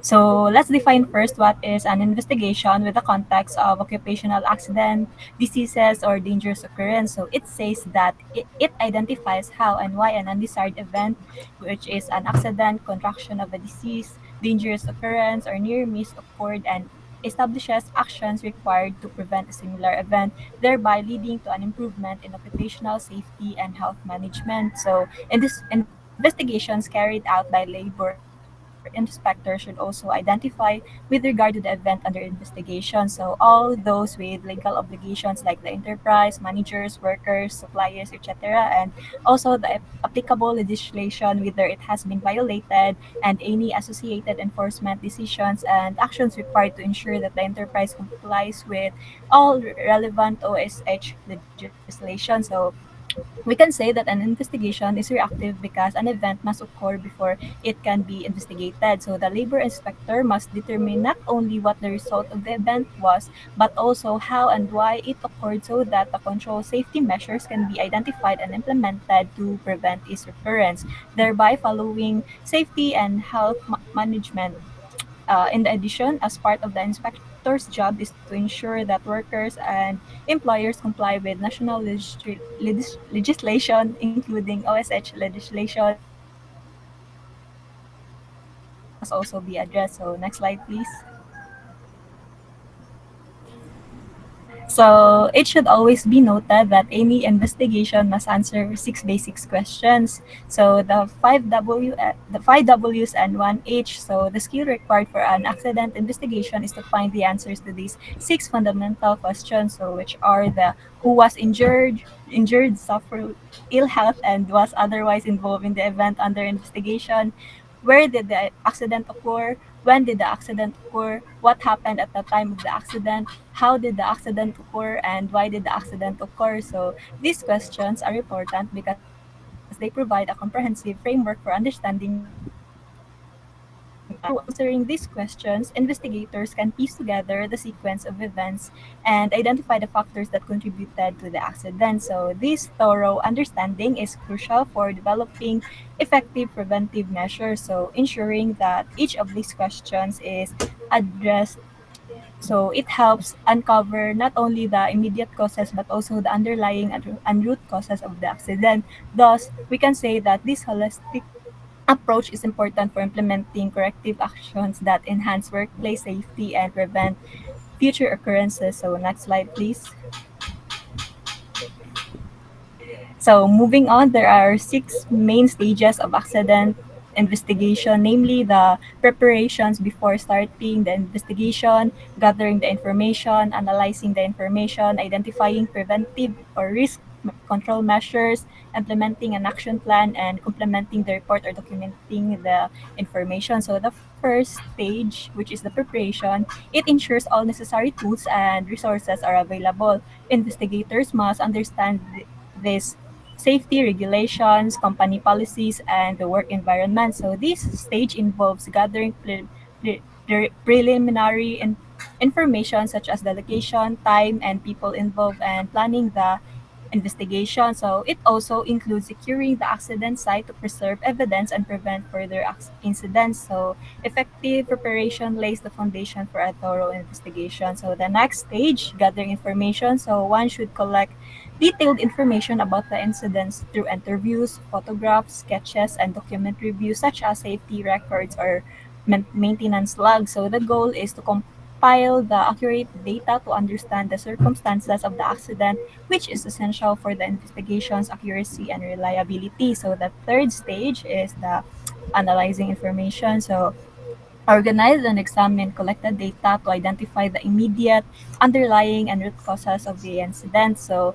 investigators must use tools like timelines and fault tree analysis to reconstruct the sequence of events. So, this analysis help determine what happened and why, which is crucial for developing the effective preventive measures. So, the fourth stage is identifying preventive or risk control measures. So, here lies the process wherein one should determine actions needed to prevent a recurrence of the incident. So, based on the analysis, identify risk control measures addressing both immediate and root causes such as procedural changes, equipment modifications, additional training, or improved safety systems. So, the aim is to break the chain of events leading to the accident. So, the fifth stage is to implement a action plan. So, put the identified preventive measures into practice. So this involves issuing recommendations, updating safety protocols, and ensuring corrective actions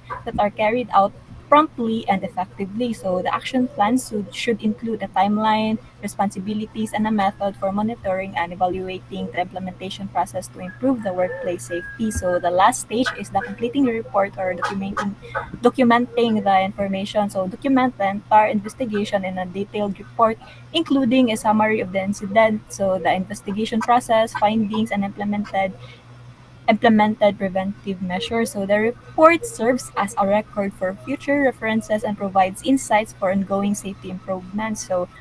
So it should be shared with relevant stakeholders to ensure transparency and facilitate continuous improvement in occupational safety and health management. So next slide, please.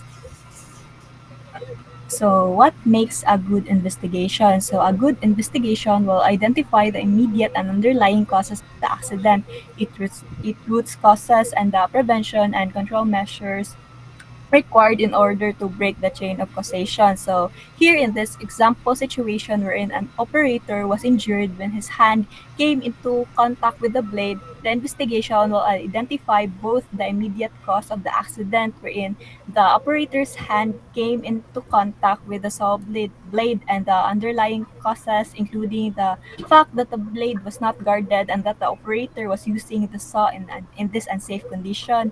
However, a thorough investigation will also identify the root causes of the accident. So, like for example, and this is not exhaustive. So that's why. So, example, why the saw was not guarded, why the operator used the saw in the condition, and what are the procedures that enterprise had put in place to ensure that the machines were only used when properly guarded and that the operators and supervisors were correctly trained in the safe working practice. So next slide, please. Oh, next slide. So moving on, when conducting investigation, so inspectors must be aware that accidents are the results of multiple causes, so like immediate, underlying, and roots or defects in the system. So in this part, let's assume that the labor inspector was able to conduct an investigation and thus was able to came up with this causation chain. So as you can see, the diagram was able to show the root, underlying, and immediate causes along with the chain that leads to the top, which is the accident. So from kana siya kanang right to left. So gikan sa ubos, which is the kanang root causes down to the immediate causes that leads to the accident. So upon investigation, it is important to know that every cause for us that it is important to know what are every cause for us to understand the complete picture, address those causes by implementing targeted interventions, improving the safety culture in that certain workplace to prevent similar incidents in the future. Also, we should not forget about compliance and accountability given that detailed investigations ensure compliance with national regulations and standards. Thus, it holds all parties accountable, ensuring that both employers and employees should understand their roles in maintaining a safe work environment. So, next slide, please.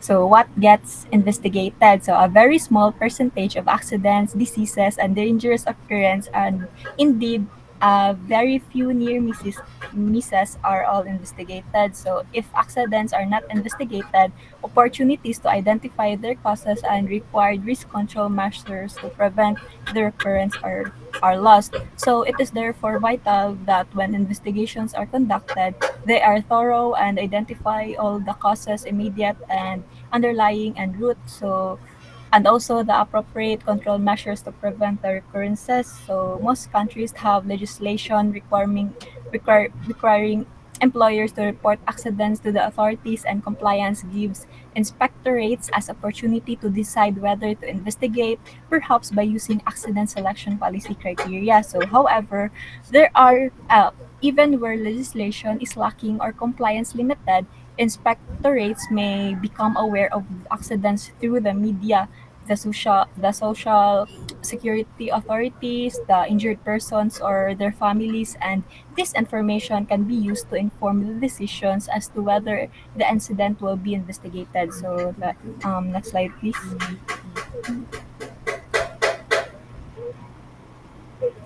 So in this juncture, let me summarize to you the internationally agreed guidelines or code of practice on the recording and notification of occupational accidents and diseases, specifically in terms of investigation of occupational accidents, occupational diseases, commuting accidents, dangerous occurrences, and incidents wherein it focuses on the responsibilities at both the national and enterprise level. So, next slide, please.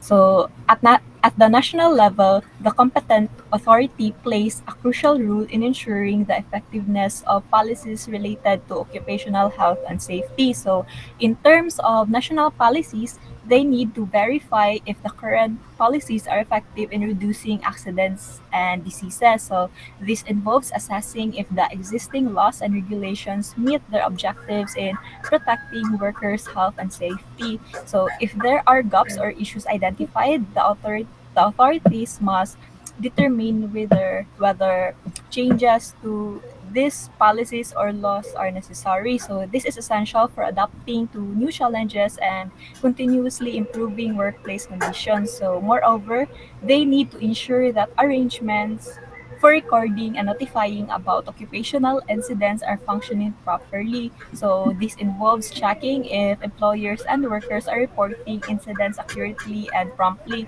which is vital for data collection and analysis.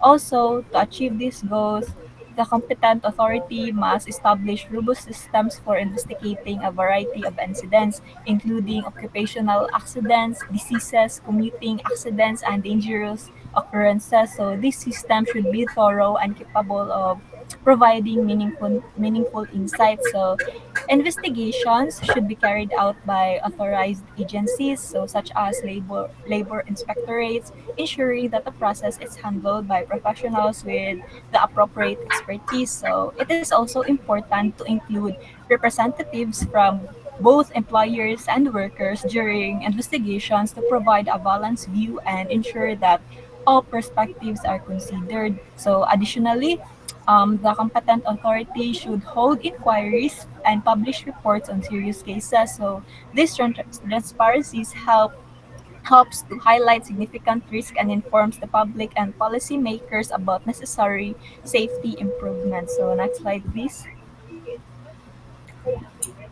So employer responsibility. So at the enterprise level, employers have significant responsibilities in investigating workplace incidents. So they are required to investigate all reported incidents, no matter how minor they may seem.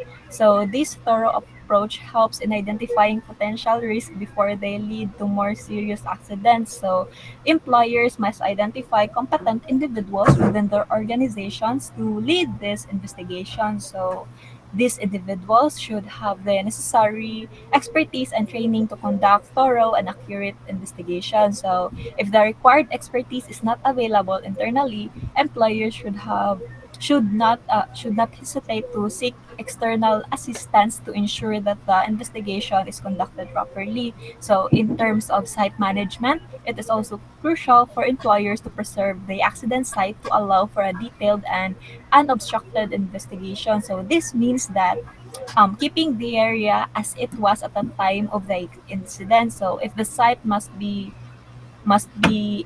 disturbed for safety reasons or to provide first aid, then detailed records should be made. So this can include photographs, sketches, and statements from witnesses, which are essential for reconstructing the events during the investigation. So the primary goals of these investigations are to establish the facts of what happened, determine the causes of the incident, and identify measures to prevent recurrence. So by understanding what went wrong, employers can take effective steps to improve safety measures and avoid similar incidents in the future. So lastly, employers must report their findings to the competent authority promptly. So this ensures that the authorities are keep informed and can take any necessary actions to enhance workplace safety on a broader scale. So next slide, please. So we all know that workers play a vital role in the investigation process. So they have the right to participate in investigations, providing their insights and first-hand account of incidents. So this involvement is crucial for understanding the full context of what happened. So employers must also provide workers with the time and facilitates to participate in investigations without any loss of pay. So this ensures that workers are not penalized for contributing to the safety process.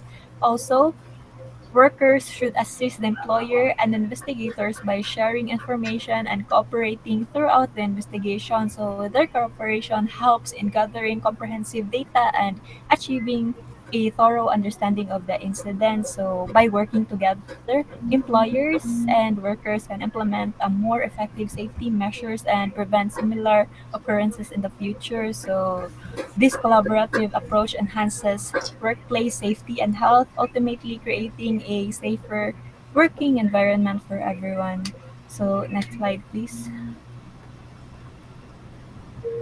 So to wrap up our report, we've been able to talk about the topic, notification, and keeping records of accidents and occupational illnesses. So we've learned that it is vital for ensuring workplace safety and compliance with legal standards. So we began by discussing the general provisions, highlighting the fundamental principles guiding the documentation and reporting process. So our policy on recording, notification, and investigation emphasize the importance of systematic procedures for capturing and responding to incidents. We also examine the legal and administrative arrangements, detailing the regulatory framework and rules of various stakeholders. Reporting at the enterprise level underscore the responsibilities of employers in maintaining accurate records, and the arrangement for recording and arrangement for notification sections illustrated the methods and protocols for documenting and communicating incidents. Additionally, we explored the extension to self-employed persons, ensuring that all workers are included in safety protocols. So the sections on statistics compilation and publication and statistics classification stressed the significance of data analysis in preventing future incidents. And lastly, we tackled into the investigation of occupational accidents, diseases, commuting accidents, dangerous occurrences, and incidents. So this topic underscores the critical steps in understanding and mitigating workplace hazards. So this holistic approach not only enhances safety but also fosters a culture of proactive risk management in the workplace. So that would be all for group 1. Thank you.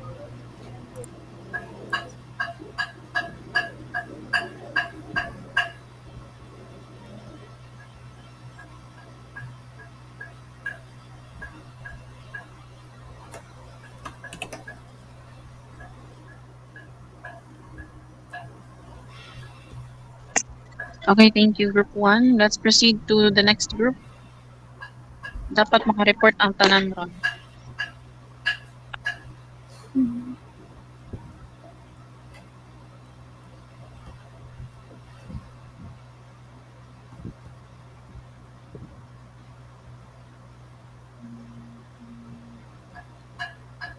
Still, bahala kung ano nabilin. You must report. You can extend.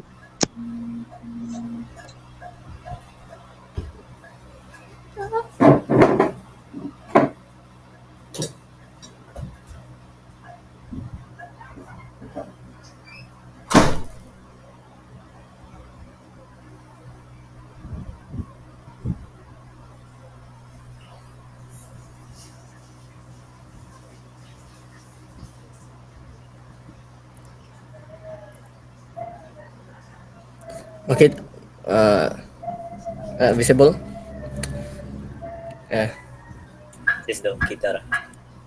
Okay, so hello guys, we're the group 2. So we're now here to present the different Philippine laws that concerns with occupational safety and health. So yeah, so first, before we speak, we're gonna give a very small overview of the topics that we're gonna be discussing. So first is obviously the introduction on the Philippine laws, that concerns OSH. Second, historical background for the laws. Third is the legal framework. Fourth is the key provisions, the implementation challenges, the case studies that about safety and health, the future outlook, so possible changes. So and lastly, the conclusion. So first, we're gonna speak about the Philippine occupational safety and health. So it is necessary to have regulation and laws to ensure that the workplace follow the proper safety and protecting the workers' rights and the workers basically. So without the government intervening when it comes to the safety and health of the workplace, there will be large concerns whether the standards are being followed by the companies that are under the private sectors.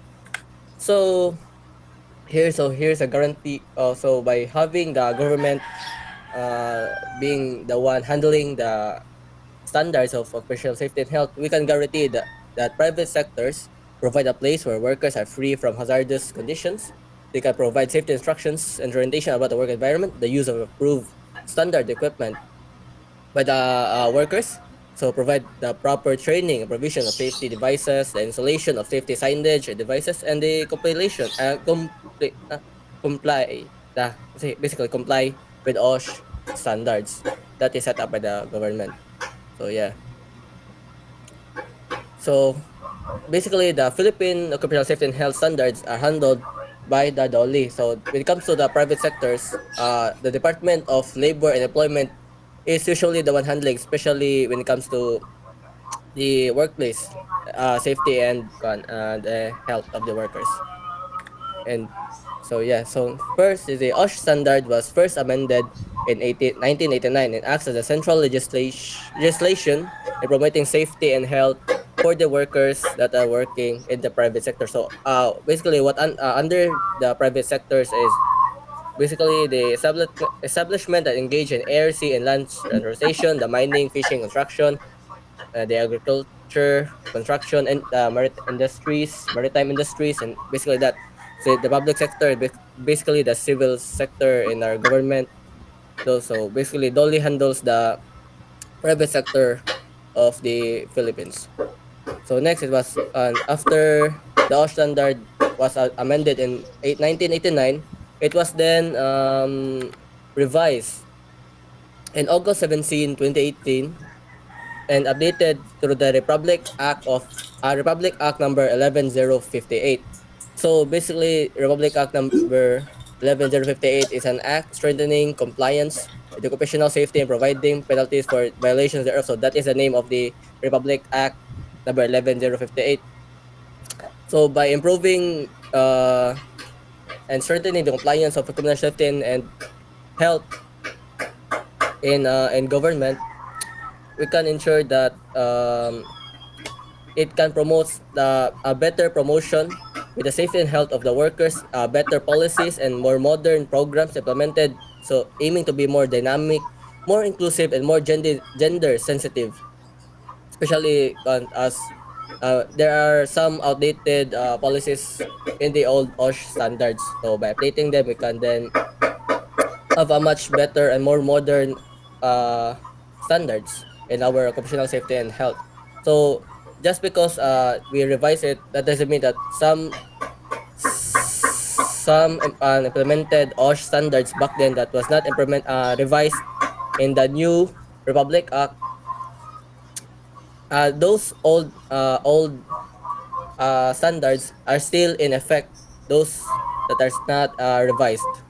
So next is basically this act applies to all establishments where work is being undertaken. So the Secretary of Labor and Employment, so basically Secretary of Dole, has the authority to spot, audit, to check, and no person or entity shall obstruct, impede, or delay. So no one, if Dole decided to suddenly do an audit check in a specific organization or company, no person or entity shall be able to delay or even obstruct the proceeding check because it is basically their authority to have.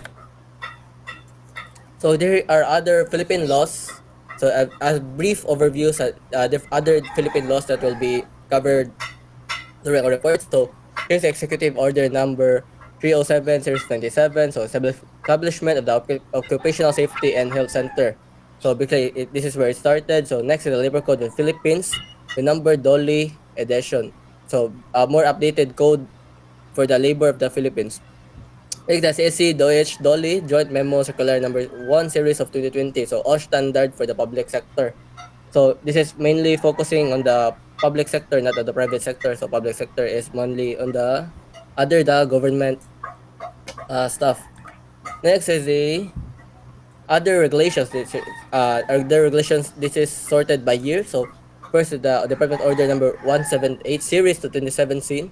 So safety and health measures for workers. So by nature of their work, have to stand at work. So this regulation is mainly focused on workers that uh have to stand for lots of hours. So they basically made a regulation that made them have proper hours of rest.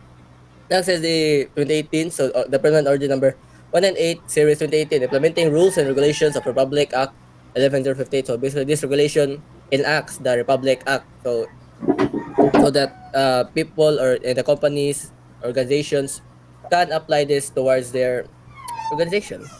So in the workplace. Labor Advisory for S 2019, so Guide for Compliance of Establishments to DO 198 2018.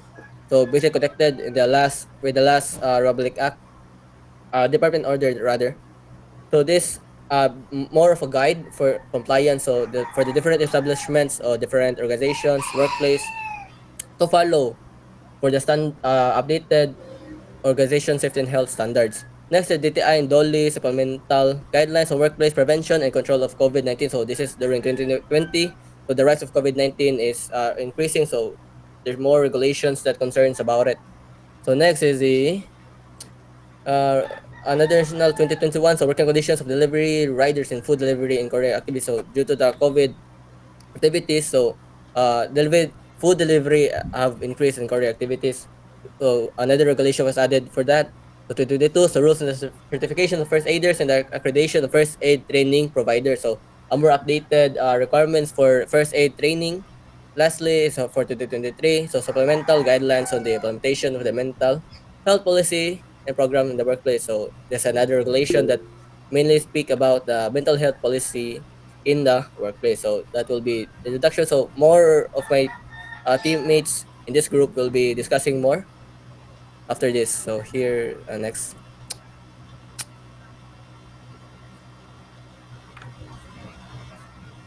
So, good afternoon. I will discuss the historical background of Philippine laws on OSH. So, next slide. So, on year 1903 was the development of occupational safety and health. Initial efforts to formalize workplace safety and health regulations began. And on year 1908 was the development of Employers' Liability Act. So this act required employers to compensate workers injured on the job, laying the groundwork for workers' compensation laws and the creation of Bureau of Labor. So this bureau was established to oversee labor issues and enforce labor laws. Next slide, please. So on year 1927 was the development of Workmen's Compensation Act number 3428 mandated employers to pay for illnesses, injuries, or deaths of workers related to their employment. On year 1933 is the renaming of Bureau of Labor to Department of Labor. On December 8, 1933, the Bureau of Labor was upgraded to the Department of Labor, enhancing its authority and scope. So next slide. Year 1936 was the development of Commonwealth Act number 104, known as the first Industrial Safety Law. So this act directly required management to promote OSH in the workplace. Then on year 1945 was the development of Commonwealth Act number 696. So this act included provisions for the safe installation and operation of boilers and pressure vessels, enhancing industrial safety. Next slide, please. On year 1948, Philippines joined the International Labor Organization. This membership aligned the country's labor practices with international standards.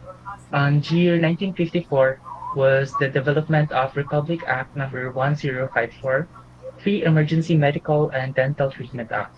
This act mandated free emergency medical and dental treatment for workers, improving workplace healthcare. Next slide, please. On year 1957 was the creation of the Bureau of Labor Standards. The BLS was established to set and enforce labor standards, including safety and health regulations. Then in year 1959 was the development of the Organization of the Safety Organization of the Philippines. SOP was formed to promote workplace safety and health. Next slide. On year 1967 was the development of Proclamation number 115-A, declared the year and every subsequent year as Safety and Accident Prevention Year, emphasizing on ongoing commitment to safety. So next slide, please. So these are the monthly themes for safety and accident prevention.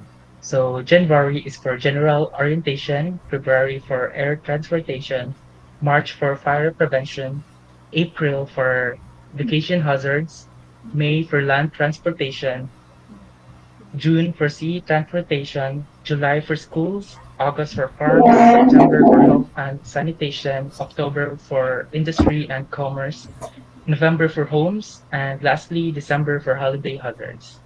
So next slide, please.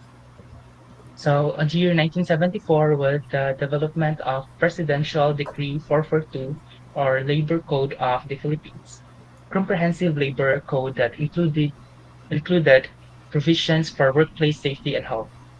Next, years 1977, 1975, Bureau of Labor Standards Accreditation Program for Safety Training Organizations. BLS began accrediting organizations to conduct OSH training, ensuring quality education and training standards. So next slide, please. On year 1977 was the creation of a tripartite body. A tripartite body was established to study and propose the occupational safety and health standards. On June 1978 was the approval of occupational safety and health standards. The National Tripartite Committee was created to continue improving the OSHAs. So next slide, please. Year 1982 was the renaming of Bureau of Labor Standards to Bureau of Working Conditions. This renaming reflected an expanded focus on all working conditions, not just standards. Then, on year 1984 was the development of tripartite consultation on OSH as Rule 1410 construction safety. A consultation was held to amend and improve construction safety regulations. Next slide, please.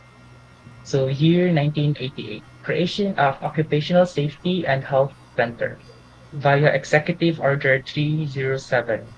The OSHC was the first of its kind in Southeast Asia, focusing on research, training, and development of OSH practices. On year 1989, first major revision of occupational safety and health standards, significant updates were made to the OSH Act to reflect new safety standards and practices. So next slide, please. On year 1996, the tripartite consultation workshop on Rule 1030, a workshop was held to discuss amendments to Rule 1030 aiming to improve OSH practices. So on year 1998 was the development of Department Order 13, issued to establish the Tripartite Council on OSH in the construction industry, and Memorandum Circular Number 2, Series of 1998, issued guidelines for classifying hazardous and non-hazardous workplaces. So next slide, please. On year 1999 was the development of Organization of Association of Safety Practitioners of the Philippines, Incorporated. The first General Assembly and Convention of DOLE accredited safety professionals was held, fostering professional networking and development. Then on year 2000 was the development of Memorandum Circular Number 1, Series of 2000, Guidelines for the Conduct of Work Environment Assessment, and Memorandum Circular Number 2, Series of 2000 Guidelines in the Applications of Workplace component of Republic Act 8504 known as the Philippine AIDS Prevention and Control Act of 1998. Next slide, please. Year 2001 was the approval of amendments to OSH rules. Amendments were made to rules 1030, 1160, 1170, and 1180, updating safety and health standards. Then, on year 2002 was the first meeting of DOLE DWC Accredited Safety Training and Testing Organization, marked the beginning of organized collaboration among accredited safety professionals. Next slide, please.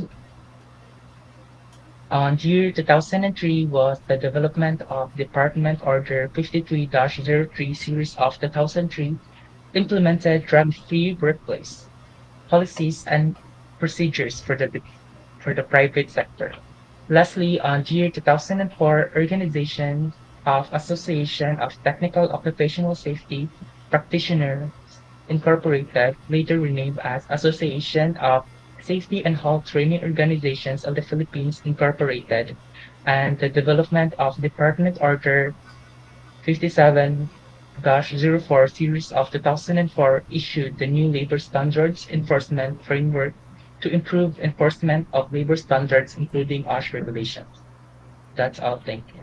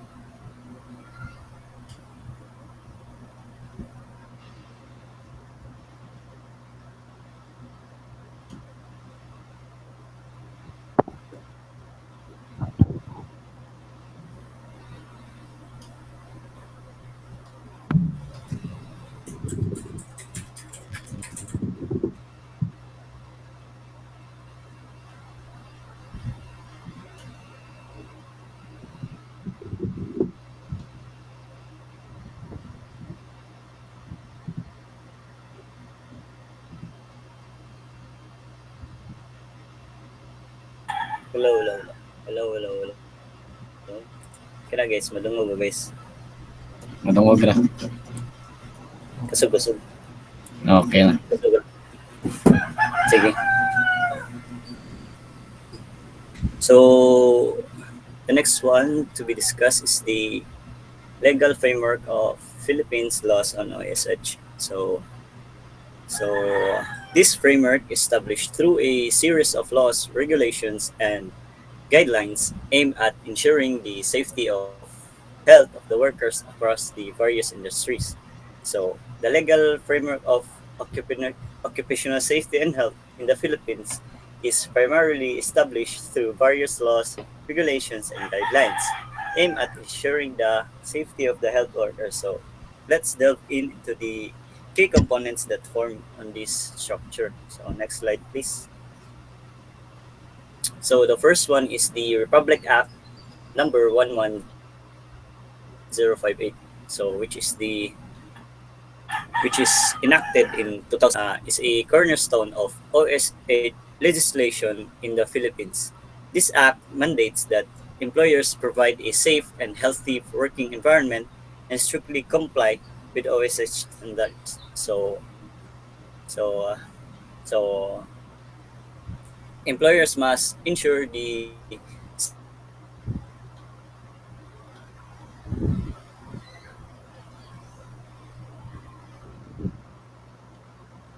of the workers implementing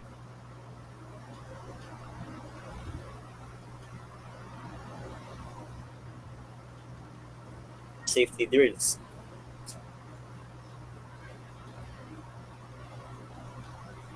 So fail to adhere to these standards. So non-compliant employers face fines and other administrative sanctions. This ensure accountability and encourages adherence to safety norms. So next slide, please.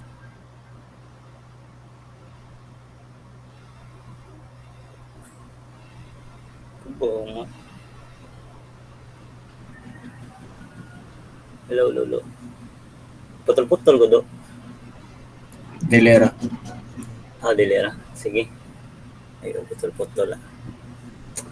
So, the next one is the Department Order number 198 series of 2018. So, it is issued by Department of Labor and Employment, so which is the DOLE. So, this order provides detailed guidelines on the implementation of RA 11058. So, it outlines the specific responsibility of employers, workers, and safety officers. So it also provides procedures for reporting and investigating workplace accidents and illnesses. So the order specifies the responsibilities of the employers, workers, and safety officers. So employers, for example, establish OSH programs, while safety officers are tasked with monitoring and enforcing safety practices. So it also lays down procedures for reporting and investigating workplace accidents and illnesses, ensuring that the incidents are properly documented and addressed to prevent reoccurrence. So next slide, please. So the next one is the Labor Code of the Philippines, so Presidential Decree number 442 as amended. So this labor code includes provision on the general welfare of workers, including safety and health standards. So it mandates the DOLE to set and enforce OSH standards and regulation. So Book 4, Title 1 specifically deals with health, safety, and social welfare benefits.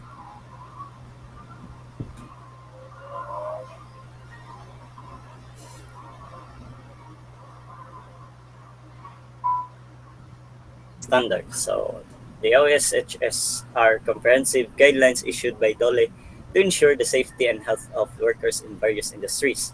So these these these standards cover various aspects of workplace safety, including machinery and equipment, hazardous substances, fire prevention, and emergency preparedness. So sa machinery and equipment, so it ensures all machinery is safe and regularly maintained.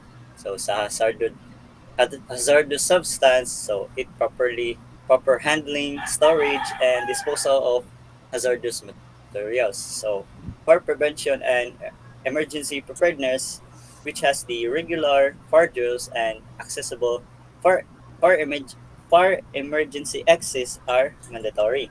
So next slide, please. So the next one is the Republic Act number 9231. So an act providing for the elimination of the worst form of child labor and affording stronger protection for the working child. So this law provides additional protection for working children, ensuring they are not engaged in hazardous work and that their safety and health are prioritized.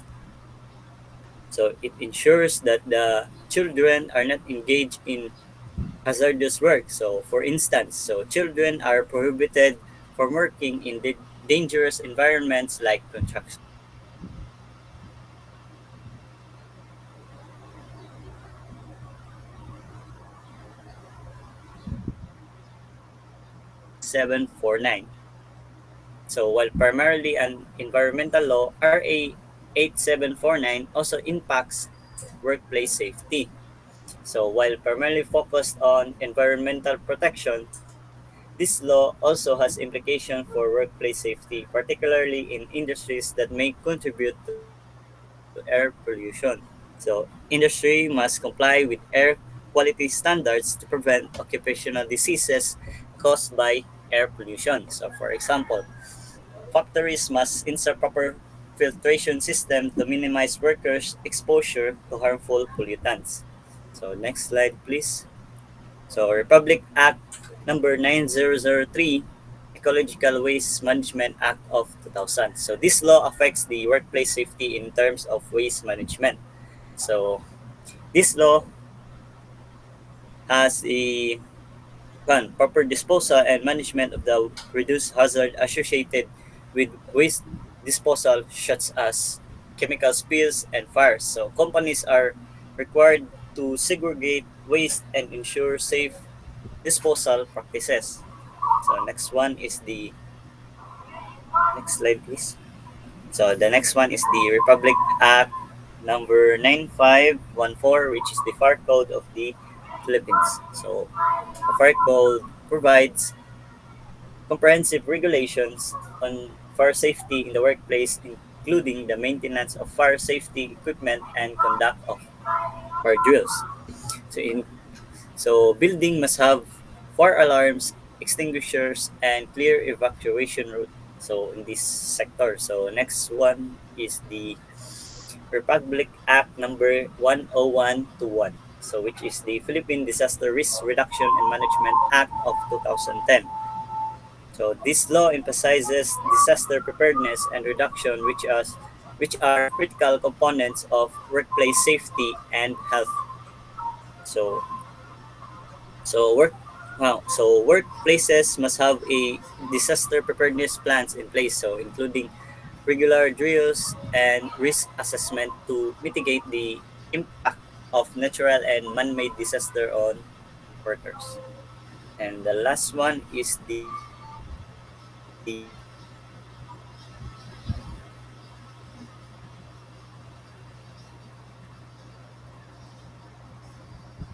and standards addressing specific local workplace safety and health concerns.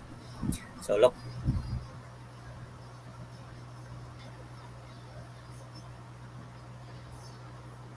that the complement national OSH laws addressing specific local workplace safety and health concerns. So for example, so a city prone to earthquakes might implement stricter building codes to enhance worker safety.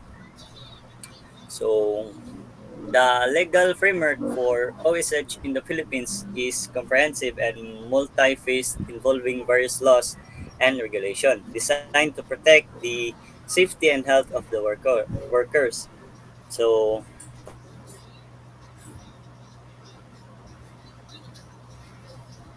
of the employees, but also overall productivity and sustainability in the workplace.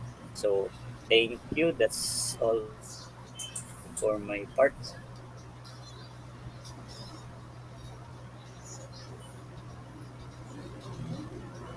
Talking about the key provisions of occupational safety and health standards.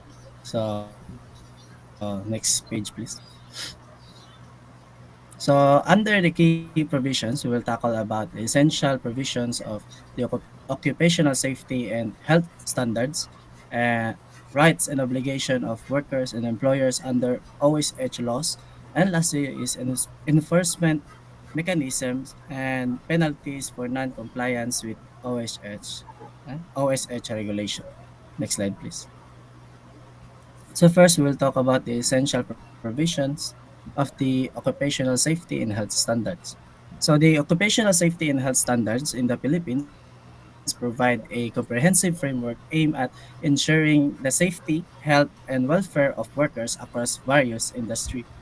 Next slide, please. So under this, we have these key provisions. So this includes general provisions, administrative requirements, hazard identification and risk assessment, safety and health training, emergency preparedness and response, and lastly, specific actions to ensure safety and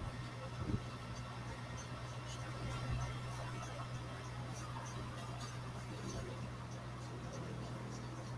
of workers. It has two subtopics. So first is the scope and application. So it states that all establishments and projects must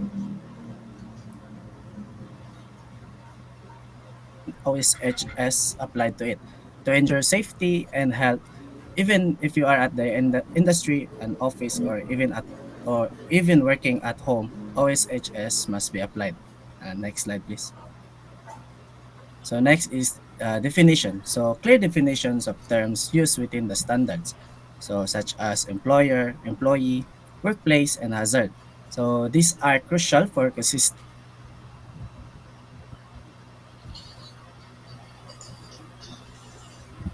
common understanding. So next we'll talk about the administrative requirements. So under it is the Occupational Safety and Health Program. So employers are required to develop, implement, and maintain an effective OSH program tailored to the specific needs of their workplace. So for us, soon, once we are at work, we must attend OSH programs and apply OSH to our workplace daily. Next slide, please. So next is Health and Safety Committee. So workplace with at least 10 workers must establish a health and safety committee. So these committees are responsible for planning, developing and implementing OSH program. Next slide, please. So the OSH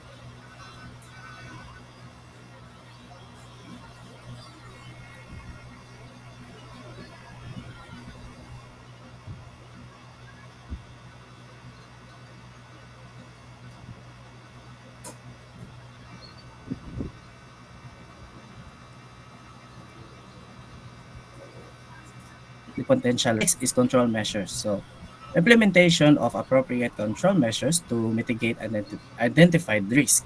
So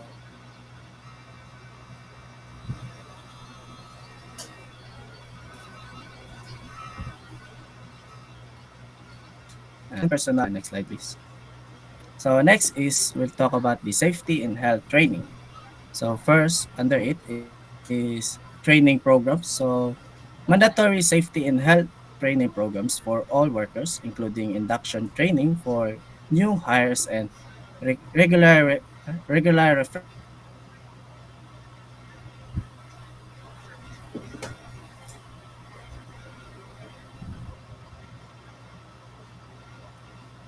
So next is specialized training.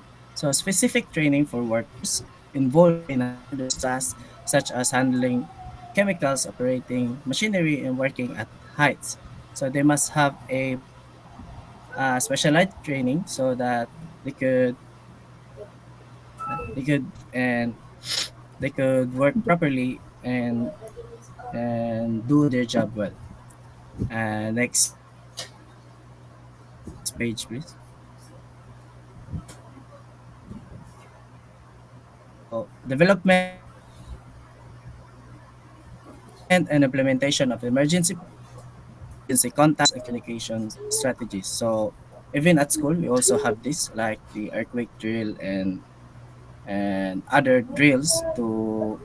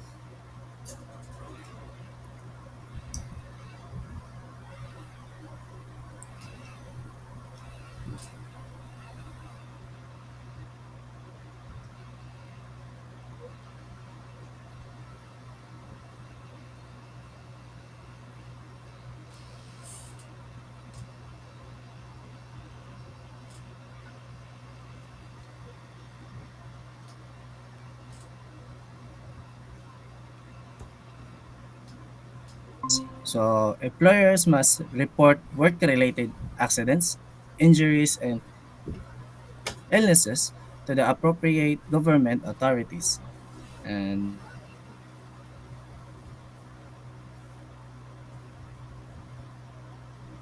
they should also provide ongoing training and information to workers about workplace hazards and safety practices. And lastly, next slide please. Lastly is to ensure health and safety compliance. So employers must comply with all relevant OHS laws and regulation and cooperate with government inspections and audits. So next slide please. So next is about enforcement mechanisms and penalties for non-compliance with OHS regulations.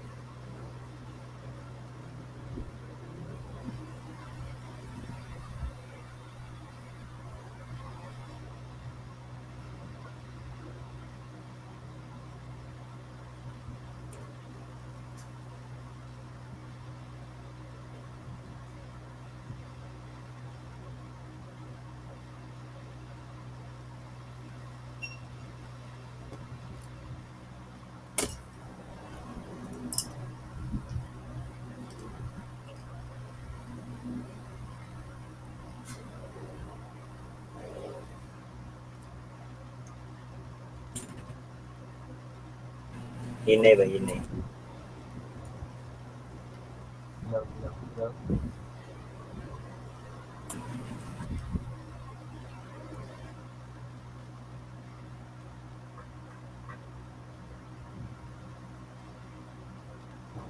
Penalties for non-compliance with OSH regulations.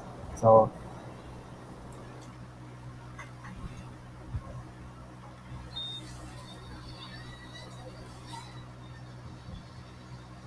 so under the enforcement mechanisms, the first one is inspections and audits. So Dolly conducts regular inspections and audits of workplaces to ensure compliance with OS a crucial role in ensuring that our workplaces adhere to stringent OSH standards. These inspections can occur in two main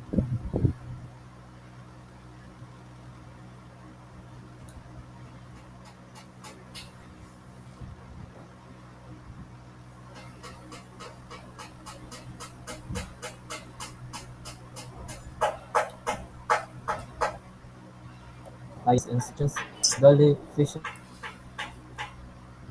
meticulously examine the workplace environment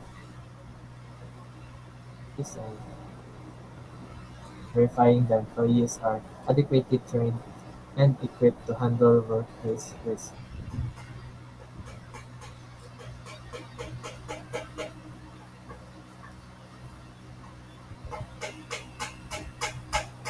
For compilation,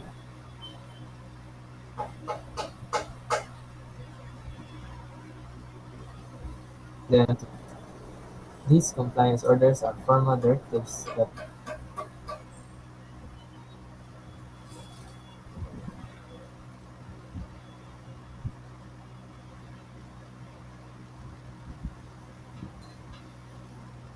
discovering a violation, whether it be unsafe working conditions, lack of property safety equipment, and that inadequate employee training, or other breaches of OSH standards. Inspectors document the issues and formally notify the employer through a compliance order. This document outlines the specific violations and provides clear instructions on what must be done to correct them. Next slide. Third is consultative approach. Dolly provides technical assistance and guidance to help employers comply with OSH regulations, including training programs and informational resources. Beyond inspection and enforcement, officials adopt a consultative approach to support employers in complying with OSH regulations. This approach is centered around providing technical assistance and guidance to ensure that employers have the knowledge and resources needed to create safe working environments. One of the key components of this approach is the provision of training programs. They offer a variety of training sessions aimed at educating both employers and employees about OSH standards, best practices, and the latest safety protocols. Next. So under the penalties for non-compliance, the first one is monetary fines. Employers who fail to comply with OSH standards may face monetary fines. The amount varies depending on the severity of the violation and the number of workers affected.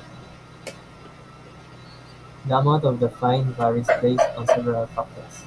Firstly, the severity of the violation plays a crucial role.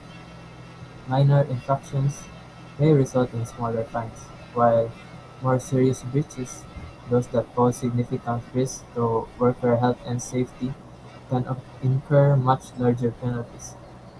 For example, failing to provide essential safety equipment or neglecting critical training can lead to hefty fines due to the high potential for harm. Next one. Next slide, please. Closure of operations. In cases of severe non-compliance that pose imminent danger to workers, DOLE has the authority to order the temporary or permanent closure of the workplace. Officials possesses the authority to order the temporary or permanent closure of a workplace. Temporary closure is typically implemented to allow the employer time to rectify the violations. During this period, the employer must take corrective measures to eliminate the identified dangers and bring the workplace into compliance with OSH standards.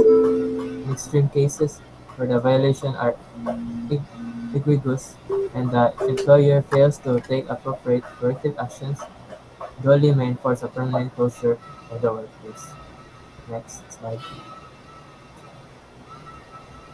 Criminal charges. For egregious violations resulting in serious injury or death, employers may face criminal charges leading to imprisonment and higher fines. When employers commit violations of OSH standards that result in serious injury or, or tragically the death of a worker, officials have the authority to pursue criminal charges against those responsible. This step represents the highest level of enforcement and underscores the critical importance of adhering to safety regulations. Next. Number four is administrative sanctions.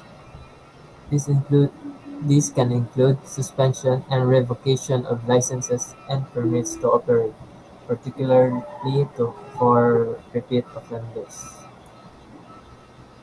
One one form of administrative sanction is the suspension of operational licenses and permits. This temporary measure halts the business's operations, providing a strong incentive for employers to address the violations promptly. During the suspension period, the employer is required to rectify all identified issues to meet the standards before they can resume business activities. Next, appeals process. Employers have the right to appeal enforcement actions and penalties through an established legal process. Appeals are reviewed by the appropriate government bodies to ensure fair and just resolution.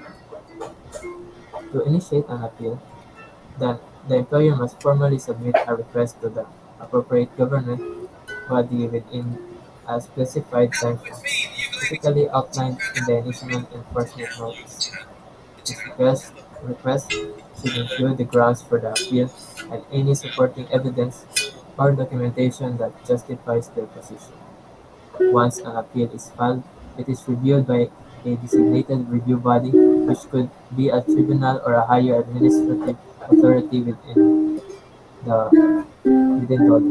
The review body examines all information, including the findings from the original inspection, the basis for the enforcement action, and the employer's arguments and evidence.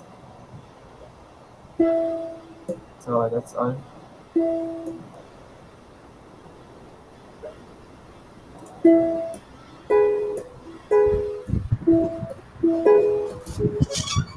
Hello.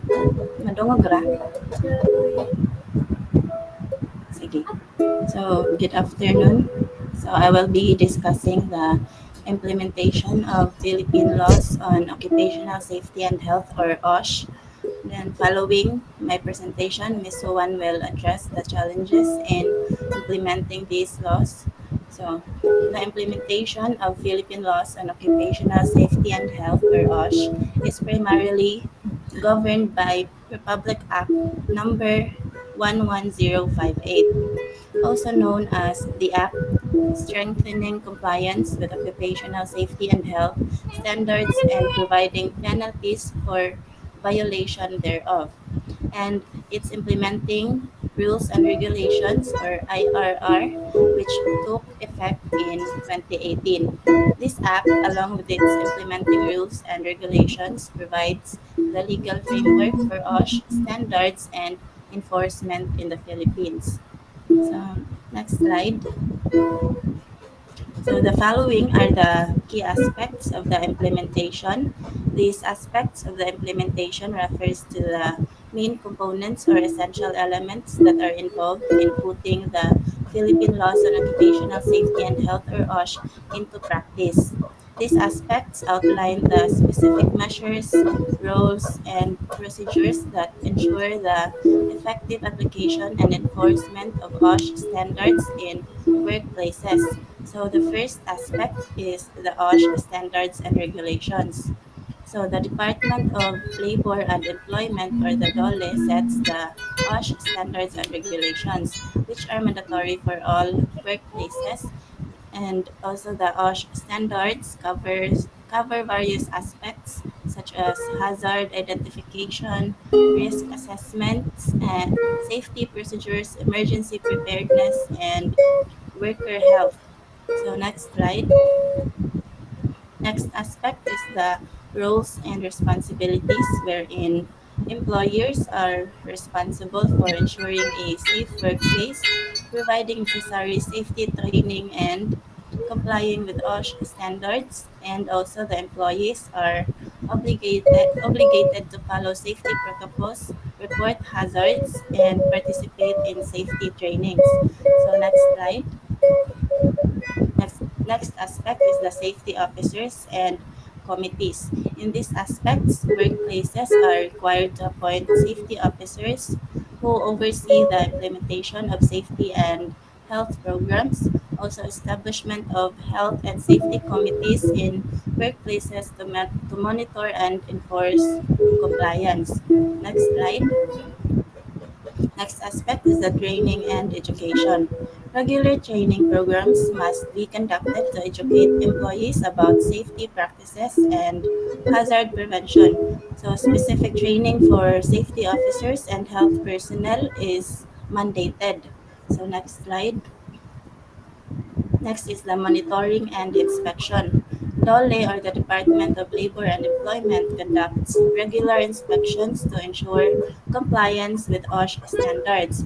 Also, workplaces must maintain records of accidents illnesses, and safety measures which are subject to DOLE inspection. So next slide. The sixth aspect is the reporting and record keeping. So employers are required to report any work-related accidents, illnesses, or fatalities to DOLE within a specified time frame. Also, maintenance of an OSH logbook for recording all safety-related incidents. So next slide. So the next aspect is the penalties for non-compliance. Penalties for violations include fines, work stoppages, and even imprisonment for severe breaches. Also, the severity of penalties depends on the nature and frequency of the violations. So the next aspect, so next slide. Next aspect is the workers' right, wherein workers have the right to refuse unsafe work without retaliation, and also they are entitled to be informed about workplace hazards and access to their health and safety records. Next slide. Next aspect is the health program. It is the implementation of health programs including medical surveillance, health monitoring, and provision of personal protective equipment or the PPE. Next and last aspect is the sector specific regulations. So there are specific regulations for high risk industries such as construction, mining, and manufacturing to address unique hazards in these sectors. So to conclude my report, the overall aim is to foster a culture of society of safety and so the overall aim is to foster a culture of safety in the workplace, reduce accidents, and ensure the well being of workers through stringent enforcement and continuous improvement of safety standards. So that's all for my report. The next reporter will be Miss Alexandre Suwan.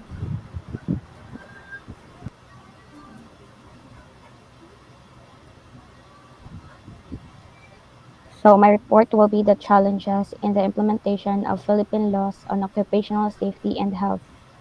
So in the implementation of Philippine laws and occupational safety and health, which is governed primarily by the Republic Act number 11058 and alongside with its implementing rules and regulations.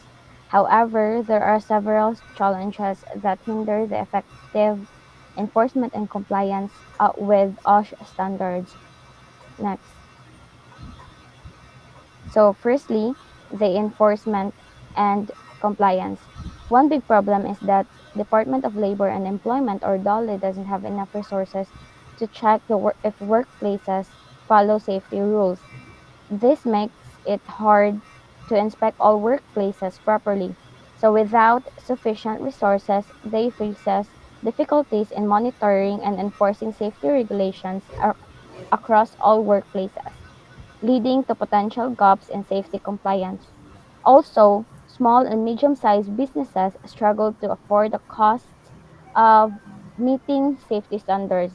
That's why the financial burden of compliance with safety regulations hinders smaller businesses from investing in necessary safety measures, increasing the risk of workplace accidents and non compliance with safety standards.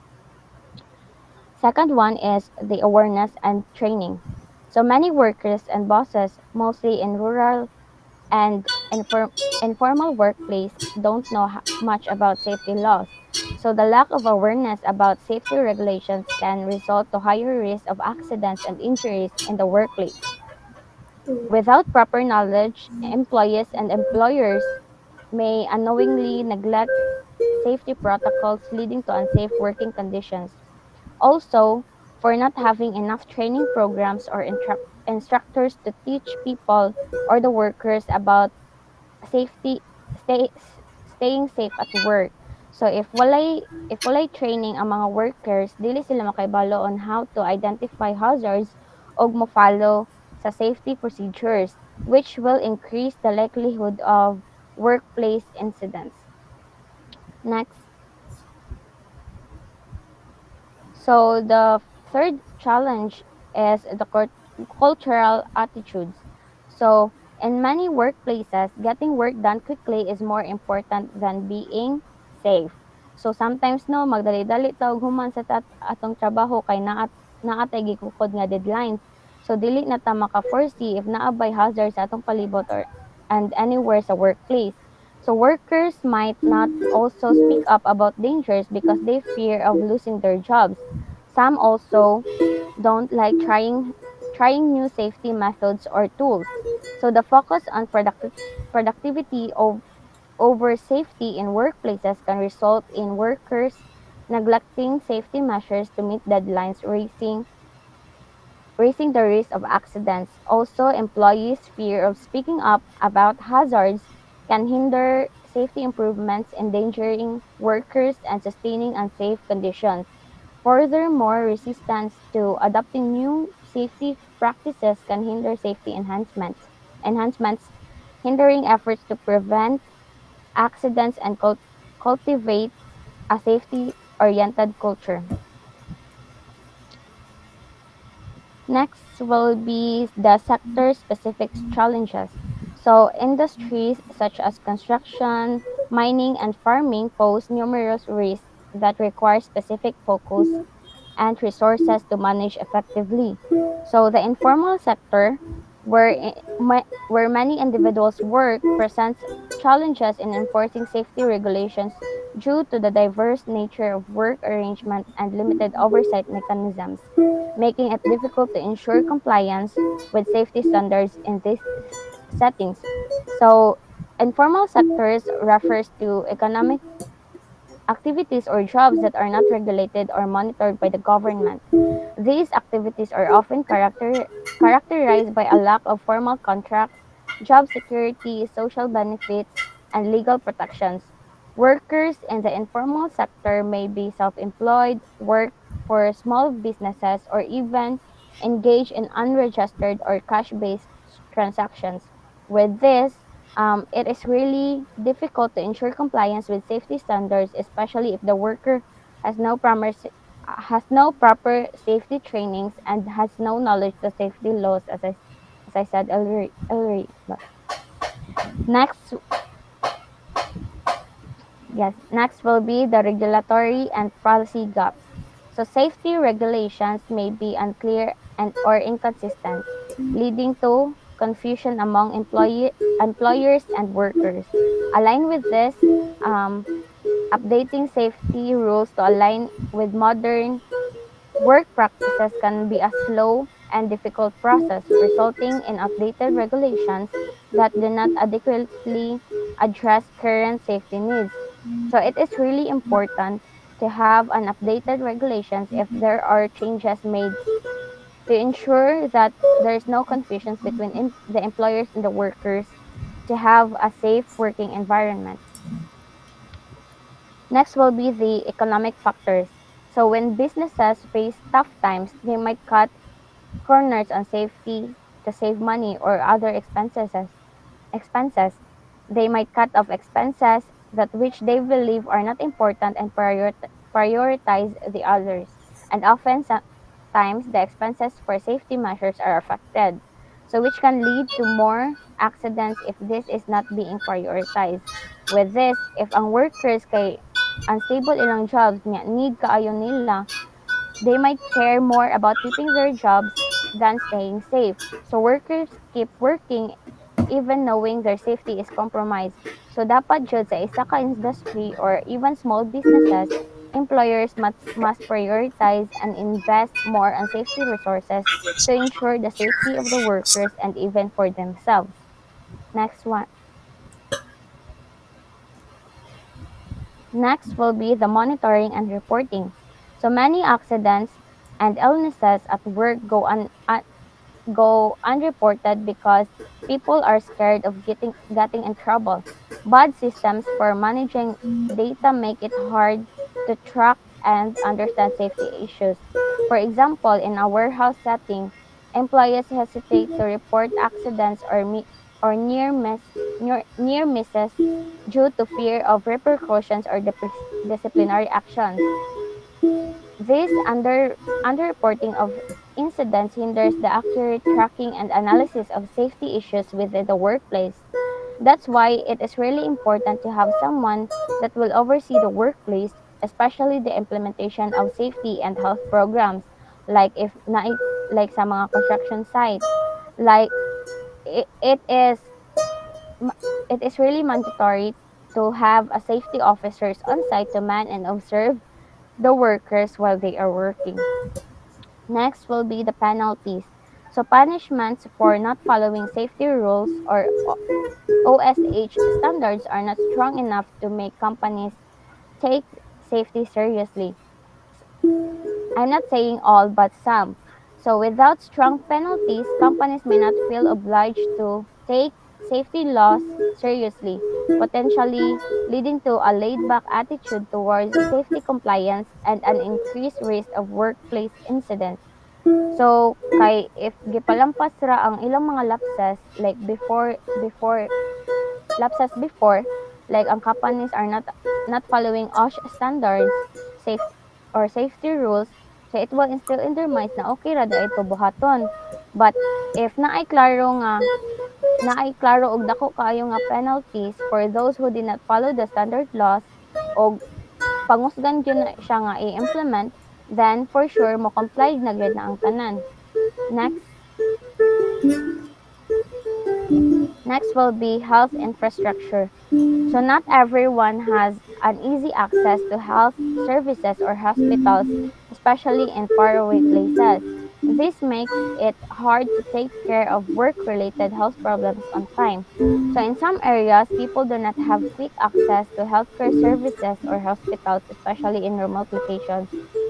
The lack of easy access makes it difficult to immediately address health issues related to work, potentially delaying necessary medical attention for work-related health problems. So, above all, addressing occupational safety and health challenges requires a comprehensive approach that involves increasing resources for enforcement, enhancing training uh, and awareness awareness programs, fostering a safety-oriented culture, updating the regulations from time to time, and having just penalties. By addressing these issues or challenges through a multifaceted strategy, workplaces can strive towards creating safer environments, reducing accidents, and prioritize the well being of workers. That's all for my topic. Thank you. Madungog ra ko. Yes. Okay, thank you. So now let's look into some case studies on the Philippine laws on OSH or OSH. So the Philippines has implemented various laws and regulations to address occupational safety and health concerns among workers. This analysis provides an in-depth look at the current state of OSH in the country, drawing from case studies and data across different industries and worker groups. Next slide, please. So first we have the case study one, which is the construction industry compliance. Next slide, please. So why is the construction industry considered as a high-risk industry with frequent accidents? So it is because of its hazardous nature of the work, which includes operating heavy machinery, working at heights and in confined spaces, the dynamic and complex work environments characterized by multiple simultaneous activities and the presence of various contractors and materials increase the likelihood of accidents. Other significant risk includes falls, so it is one of the leading causes of injuries and fatalities, electrical hazards, and the use of heavy equipment. And factors like uneven terrain, unstable structures, adverse weather, and poor lighting conditions contribute to worksite hazards. Lack of adequate safety training and protocols, coupled with the pressure of tight project schedules and deadlines, can further compromise worker safety. And the implementation of RA 11058 or also known as the Act Strengthening Compliance with Occupational Safety and Health Standards, which aims to bolster safety and health standards in workplaces, including construction sites. So it mandates a rigid enforcement of occupational safety and health standards to guarantee worker well-being across diverse sectors, including construction. Next slide, please. So, in terms of construction sites, RA 11058 includes adherence to distinctive safety protocols such as provision of personal protective equipment or PPE, safety training, proper equipment maintenance, hazard identification, and emergency response plans. So, next slide, please. So, in the construction industry, compliance with safety regulations is of utmost importance to ensure the well being of workers and prevent accidents. Two key issues that are crucial for construction industry compliance are the use of personal protective equipment, or the PPE, and conducting regular safety training and drills. Next slide, please. So these are the significant outcomes achieved through the implementation of rigorous safety procedures and policies in the construction industry. First, we have the reduction in workplace accidents. So the proactive management of safety in construction is critical. This includes factors like robust safety supervision, cultivating a keen awareness of risks, adapting to environmental conditions, comprehensive safety training, and strong support from management.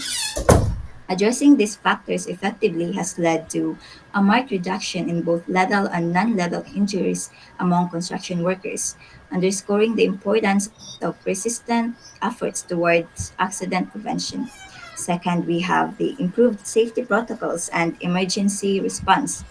So, the establishment of a safety conscious culture facilitated by effective training programs and open communication plays a major role in preventing accidents and injuries. Key strategies include regular risk evaluations, comprehensive training initiatives, equipment inspections, and the implementation of ergonomic practices, encouraging workers to take an active role in safety decision making, report any concerns, and participate in safety committees has been instrumental in enhancing safety protocols. Next slide, please. So we have the case study two, which is the manufacturing sector initiatives. So in this part, we'll highlight the challenges faced by industries with a large workforce and diverse safety hazards, specifically focusing on machinery safety and hazardous materials handling. Next slide, please. So we have the large workforce with diverse safety hazard. So with a large workforce, the manufacturing sectors encounters a wide range of safety hazards.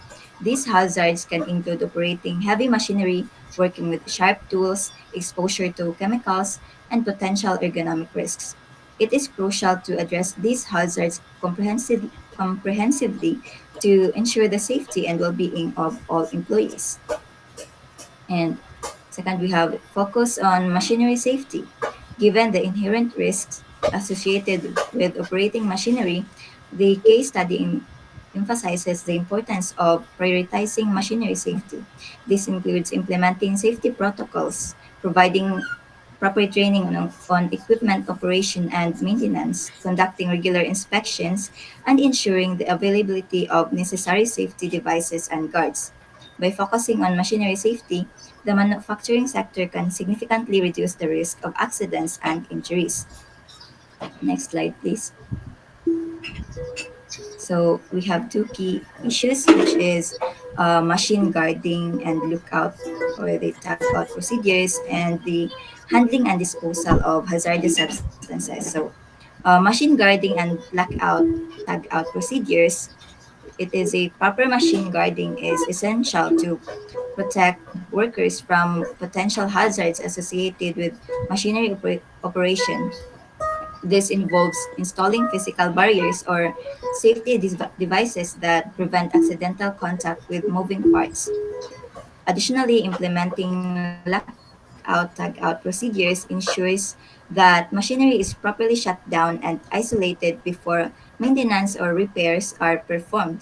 This prevents unexpected startup or release of stored energy, reducing the risk of injuries.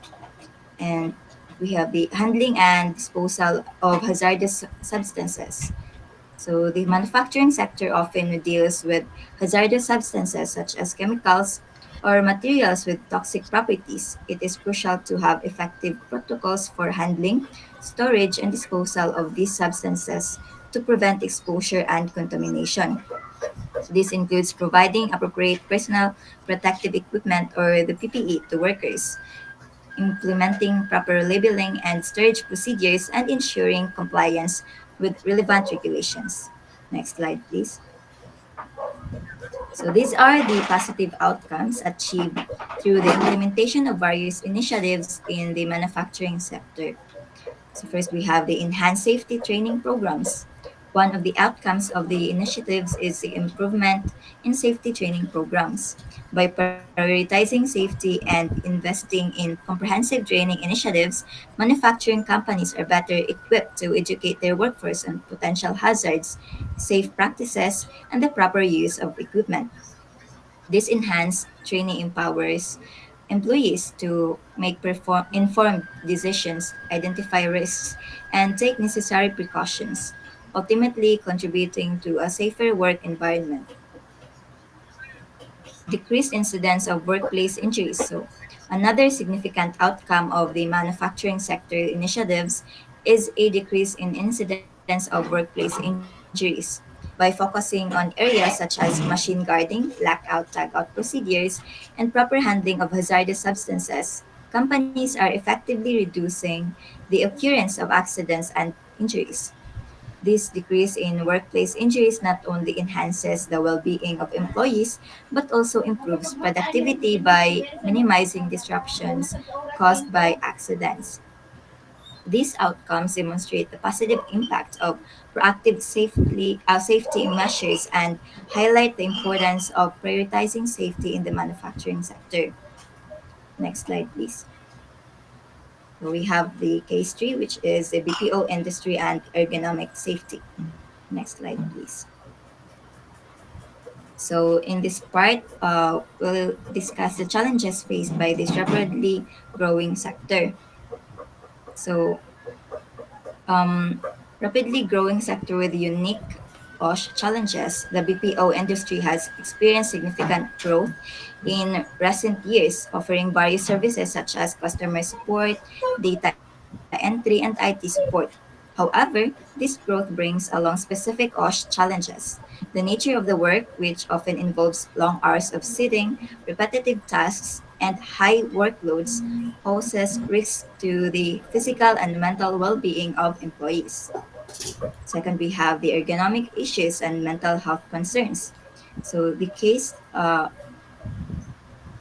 will highlight two key outcomes in the BPO industry, which is the ergonomic issues and the mental health concerns. So, ergonomic issues arise due to factors like prolonged sitting, improper workstation setup, and repetitive motions leading to musculoskeletal disorders and discomfort.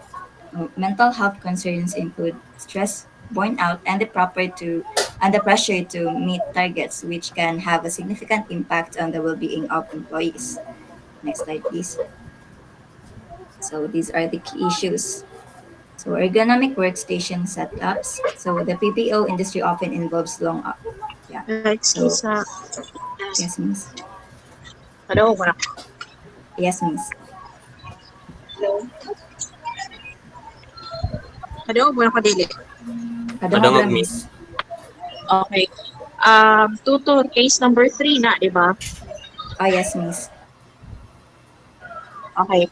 So after case number 3, stop lang ta. And for the remaining slides na wala ninyo ma-report, also for the last group, you will need to report it next week face to face. Inyong allocated time ninyo for both group would be 2 hours. Ang remaining 1 hour, ana, is allotted na siya for your final exam. final exam sa inyo ha is 1 hour man ang gialat sa inyo ha.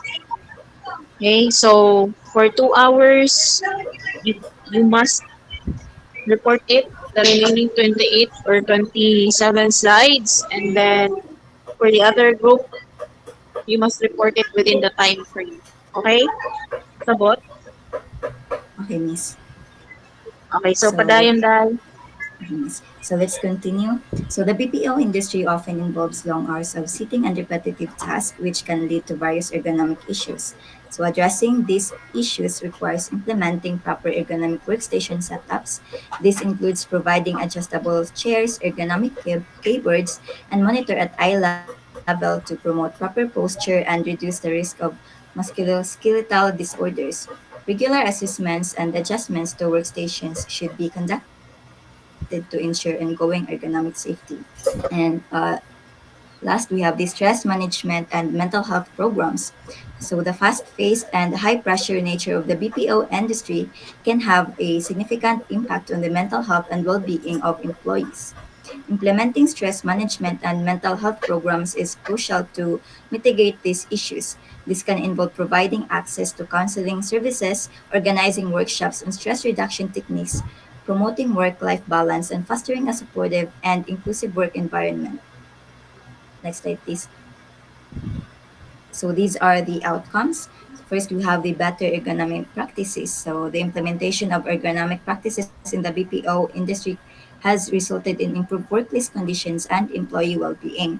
By prioritizing ergonomic safety, companies have made significant strides in providing employees with providing workstation setups, adjustable furniture, and ergonomic tools.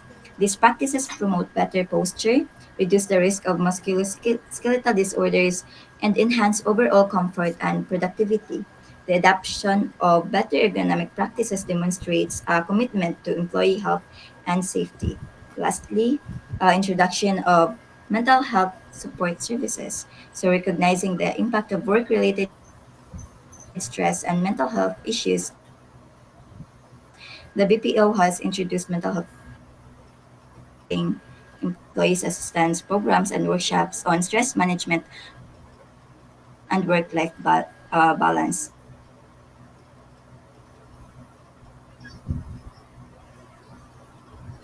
For the conclusion on my part, so the case studies presented highlight the importance of occupational safety and health in the BPO industry. So the BPO industry faces initiatives addressing machine safety and hazardous materials handling, and the BPO industry's emphasis on ergonomic safety and mental health support.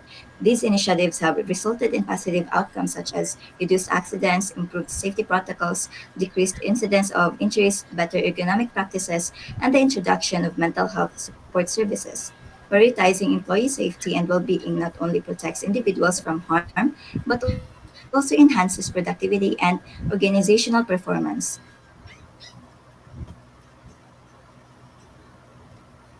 Crucial for creating healthier and safer workplaces. That's all. Thank you.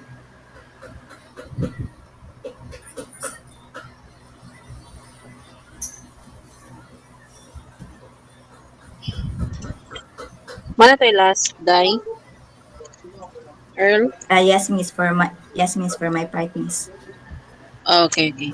So let's stop for on that slide for today. So we will continue this next week face to face. Okay? By the way, send your PPT para makabuhat ako ng exam sa inyo. I-send na sa GC plus ha. Then I believe present ra ang tanan.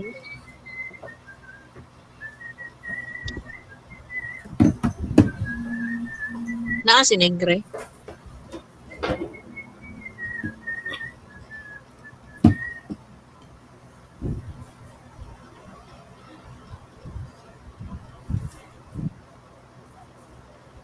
For next week, you may leave the meet. Kaya na napupoy class of 4:30. Bye everyone. Thank you sa group 1 for reporting and for group 2 also and for group 3 for listening. Bye, Miss. Thank you, Miss. Bye, miss. Thank Bye. you, miss. Bye, miss. Thank you. Bye. Thank Bye you. bye.